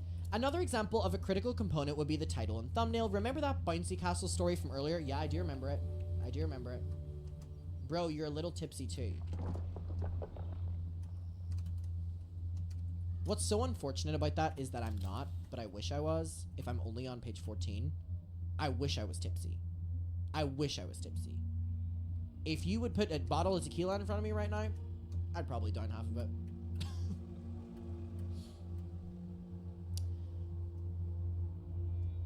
How the thumbnail had a yellow bouncy castle, but the video had a red one. The thumbnails of the videos you're producing can also create critical components.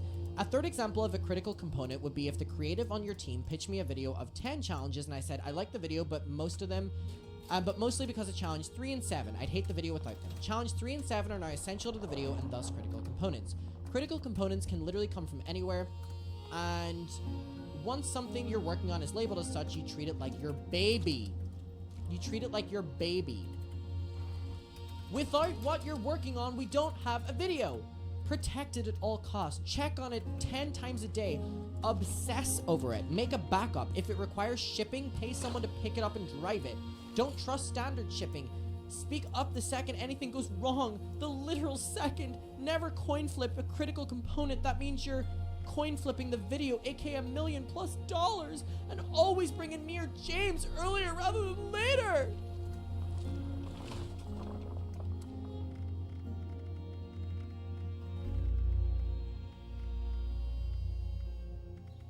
My God. Fuck me.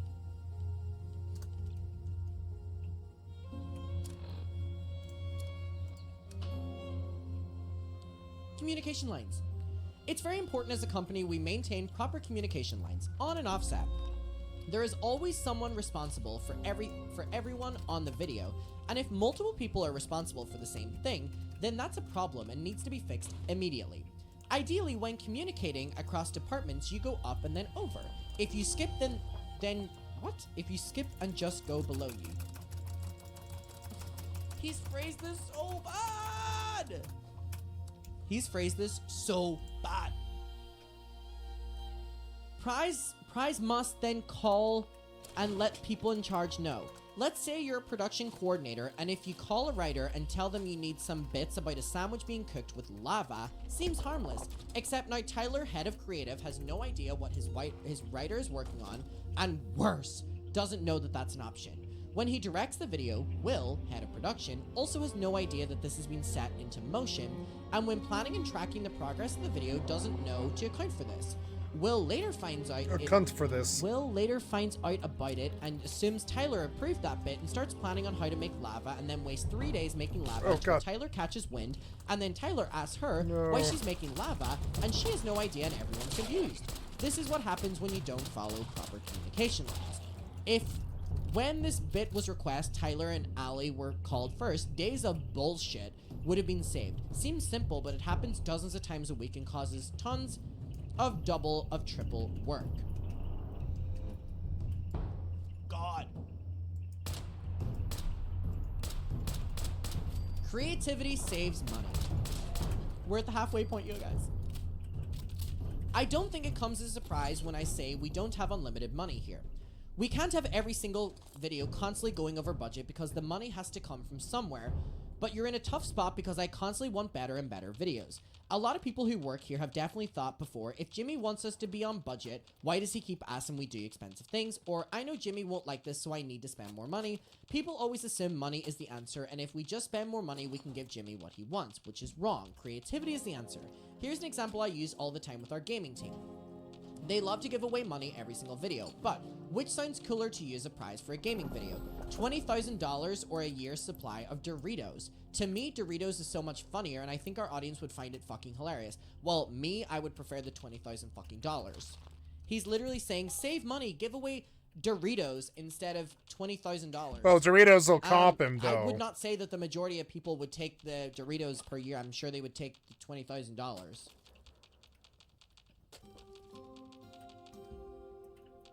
Dipshit. To me, Doritos is so much more funny. Yeah, because you're a fucking millionaire.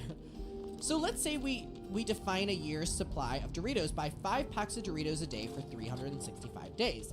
That's 1,825 packs of Doritos, and a quick Google search shows you can buy a pack of Doritos for less than $1. We'll round up and say we buy $1 per pack of Doritos. Our price for the video just went from $20,000 down to $1,800 because we didn't throw money at the problem and we used creativity. Y'all, would you rather the $20,000 or a year's supply of Doritos? I'm sure the only people that would take the $20,000 are fat people. Like Jimmy Donaldson. Yeah. This is such a weird thing. This applies Can I sell the Doritos? Whether it be finding a crane for a video, because if it's like all the Doritos I can eat for a year, can I sell the bags of Doritos for $2 on the corner? Because that might be worth more than $20,000. That's where my mind goes with the 20,000 or year Doritos thing. Is can I sell the Doritos? Because it might be a better deal if I can do that. If I could sell bags of Doritos outside the Safeway for $2, I might reach $20,000 pretty fast.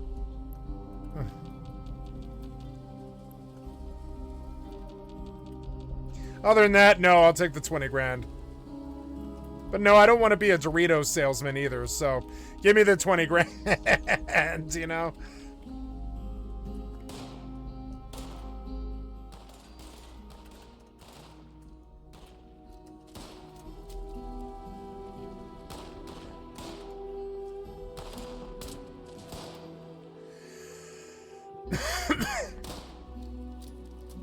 Oh yeah, isn't one of these a vendor? I think she is a vendor.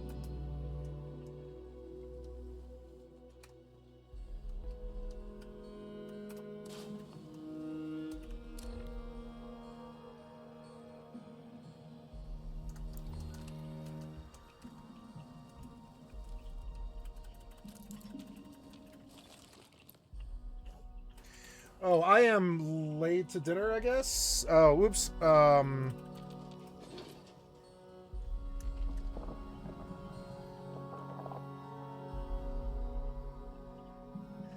Okay, so I'm going to bow out here, guys. I have to go to family dinner, unfortunately.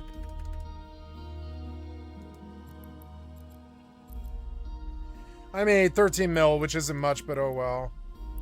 Warp drive active.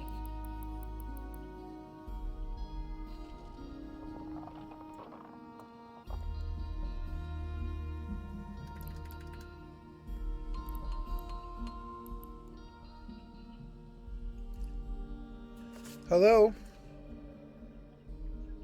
Okay, I'll be there in just 2. Oh, bye-bye.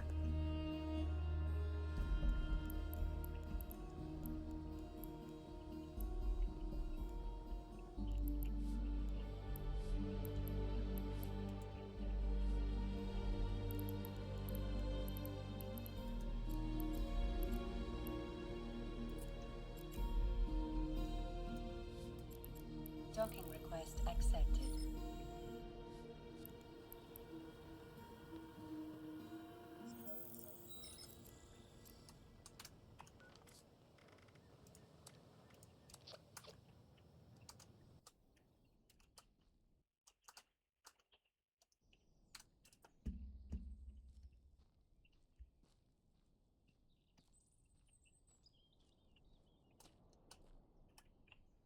Okay, BRB.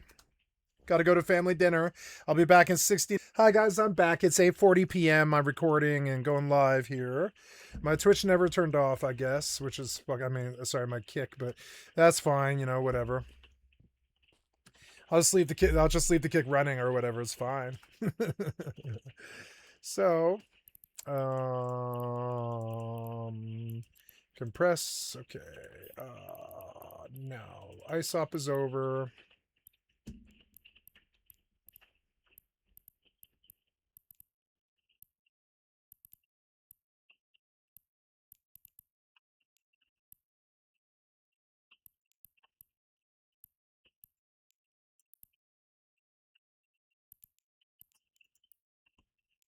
These guys are continuing to mine, so I will continue to mine here.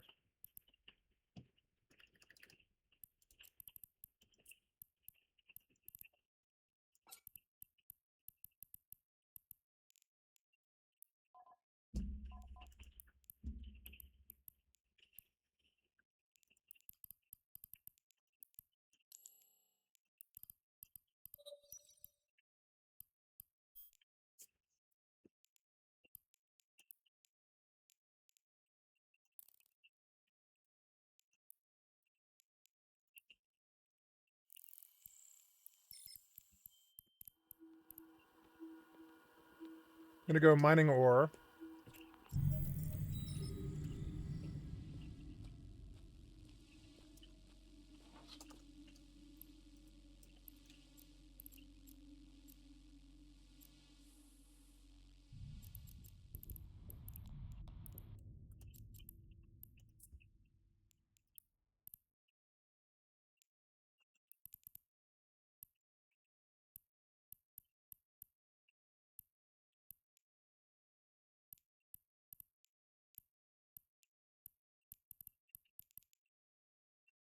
No, never mind. They look busy. Docking request accepted.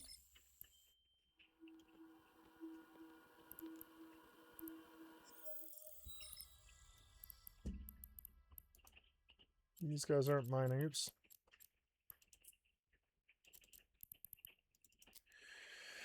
I will go back to Jeddah and I will look for I will use a booster and I will go and look for abyssal ice miners. Yes, we are going out to locations. We're going to Cheetah. Cheetah. There we go. Okay, I'm done.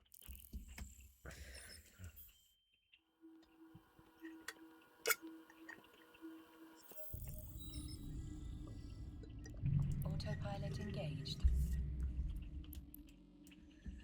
Very good. Warping to Stargate. Warp drive active.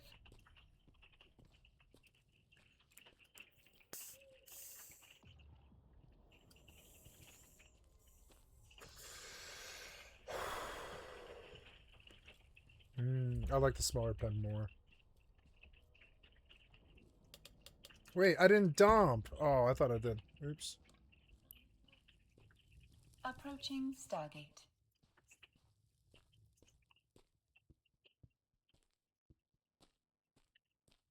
My book. Oh yeah, my book's still working. Bear bag crafting.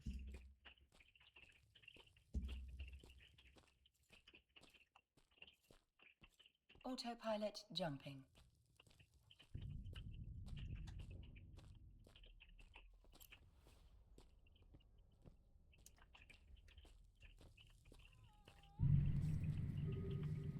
Warping to Stargate. Warp drive active.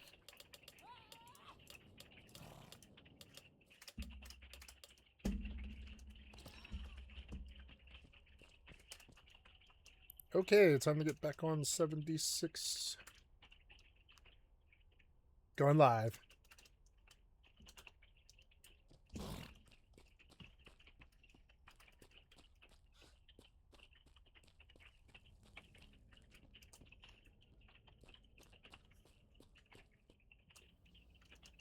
Approaching Stargate.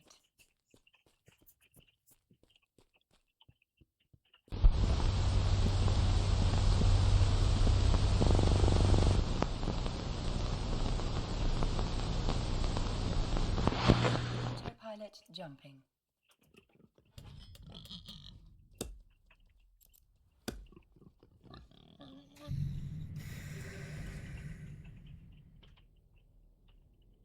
Warping to Stargate. Warp drive active.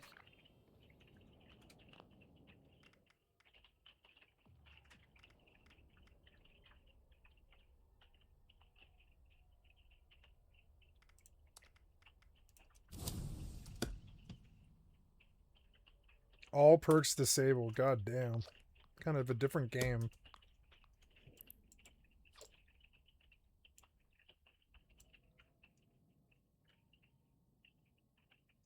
Approaching Stargate.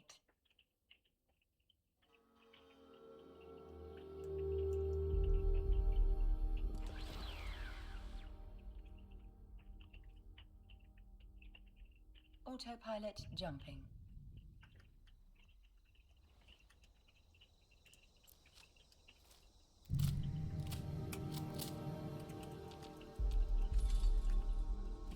But I think you can get mutations.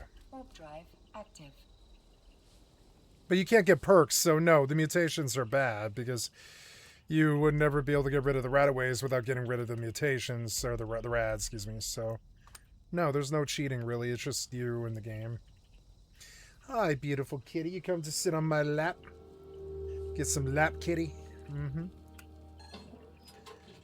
Give me ballistic fiber. I guess I could produce stim packs, yeah. At their med thing, so I guess stim packs, yeah, stim packs aren't too bad. Yeah, like a chemical bench. I could go to the mall. Oh, I can't. I guess I'll live by the mall. I was gonna do a daily, but oh yeah, deliver the care package. That's a good place to go because there's like loot there. Can I warp to 76? Do you at least let me do that? Yes, you do. They said no fast travel, but you can warp back to 76, I guess. Which is cool. Maybe to the mall. Okay, oh, I can go to 76 and my base. I just probably can't jump to. Are you gonna puke, kitty? You kind of sound like you're gonna puke. Okay, never mind. You okay, kitty?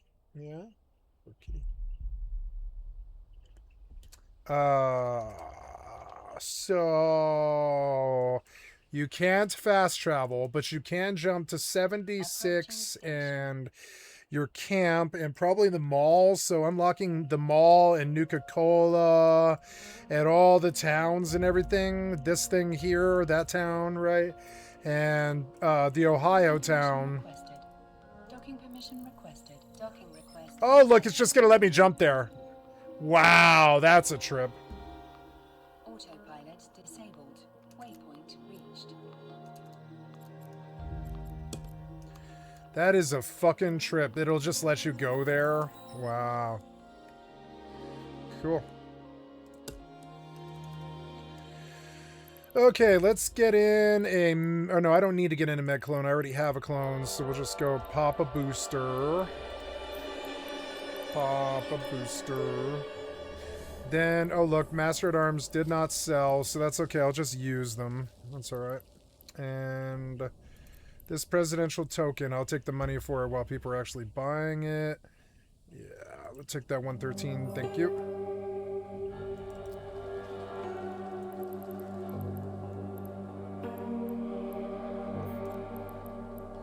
Political favor that I don't care about, so I'm just going to sell it direct. 54. I made 160 mil off that stuff. It was good. Cerebral accelerator crate.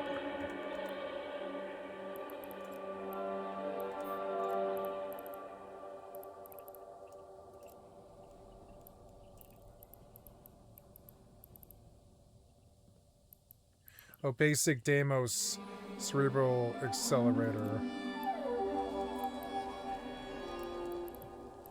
This will give me 4 points for 1 day.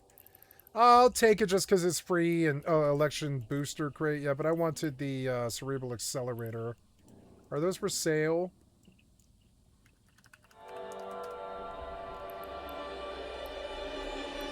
Yeah, they're for sale. 19 mil or 12. Let's buy one or two. Let's buy two.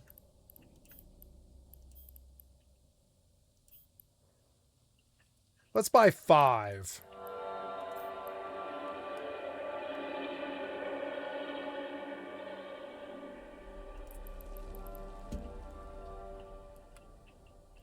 I don't know, that 100 mil that I just got from the event, why not? Let's see if I can't make more money. Okay, so, yeah, that booster. I got 2 of these things too, election booster crates. Let's see what they sell for. That's cool, it let me come here because this is like access to a town right away. I could do grunt hunts all the way up if I wanted to.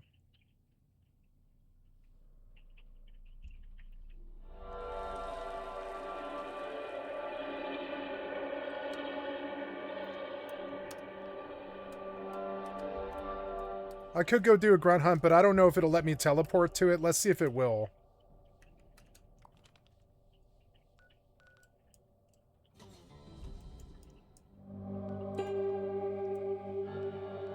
No, I would have to travel to it.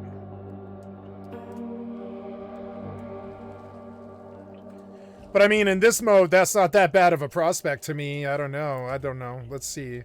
Let's see how bad that is. If I die, it'll suck. So, whatever. I don't know.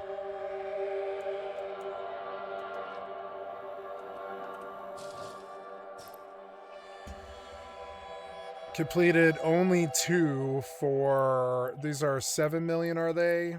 No, they're 2 million. So, yeah, we could complete these for 16 mil.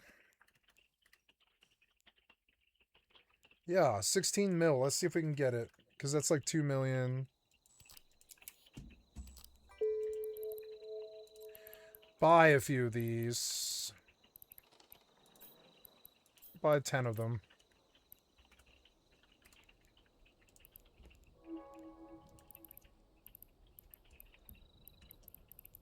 I'm smart.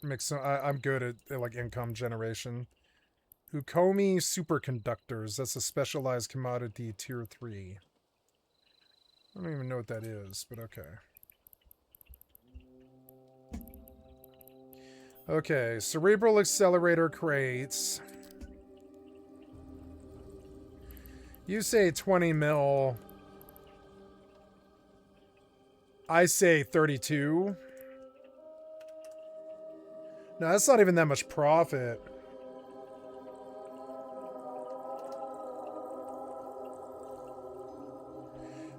So you can take a swing at 20 mil things for 4 mil.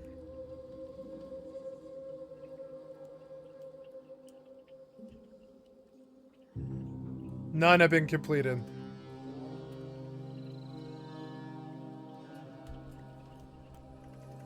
We'll see if we can do these.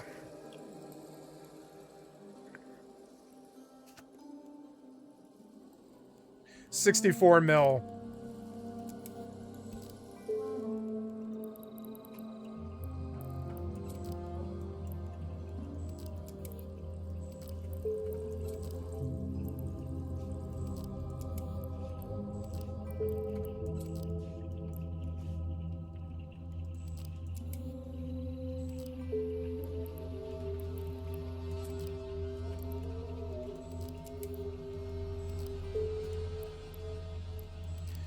Okay, now we're going to bet on this brace.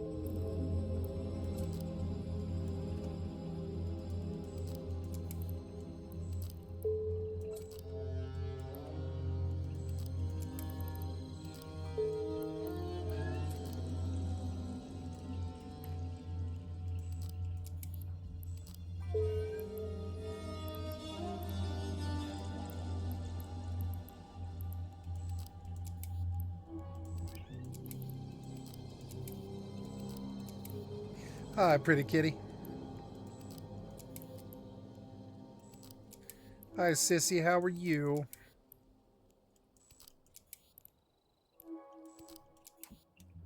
Oh, my kitty. Oh, I love this kitty. I love her. I just hold her. Yeah, I'm not trying to hold you down. You see, I'm just trying to hold you. Just trying to hold you closer, kitty, like I love you. We'll take you up as a cause. You're my cause, kitty. I love you, good kitty.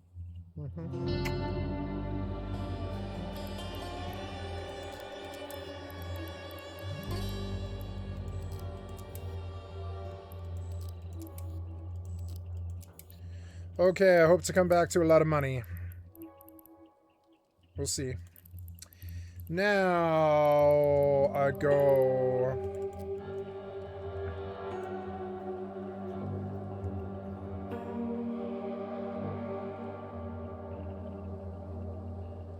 Oh, my cute little kitty.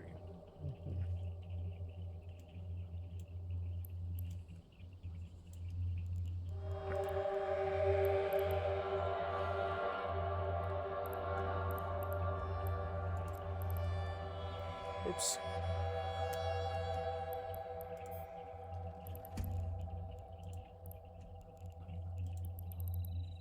Oh no, I have a Master at Arms in. Oops. Oh well.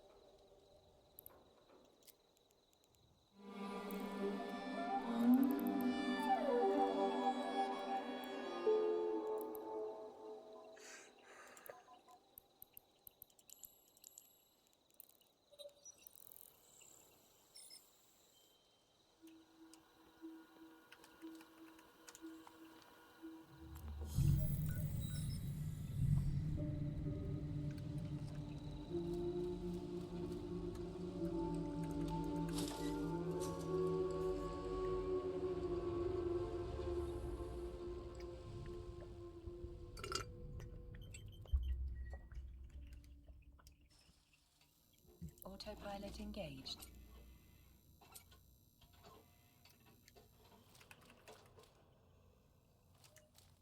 Warping to Stargate. Warp drive active.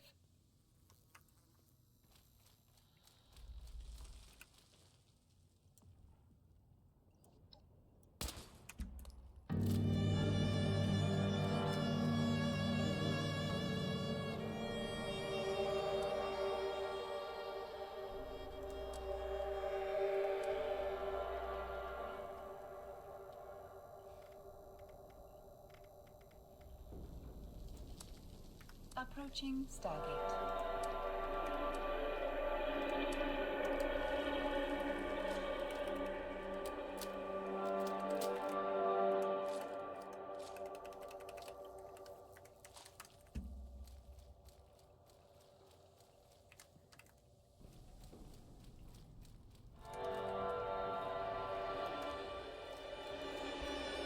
Autopilot jumping.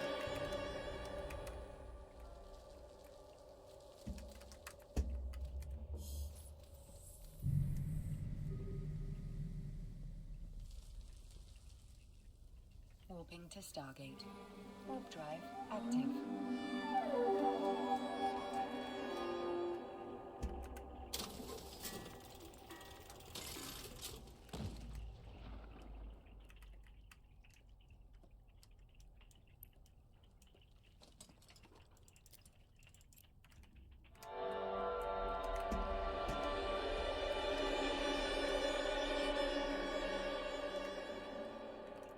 Approaching Stargate.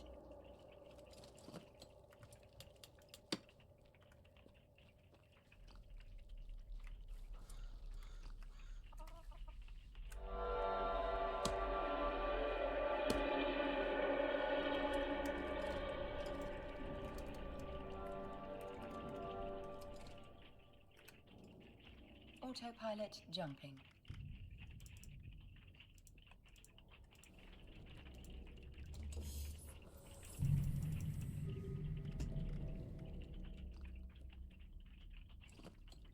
Warping to Stargate. Warp drive active.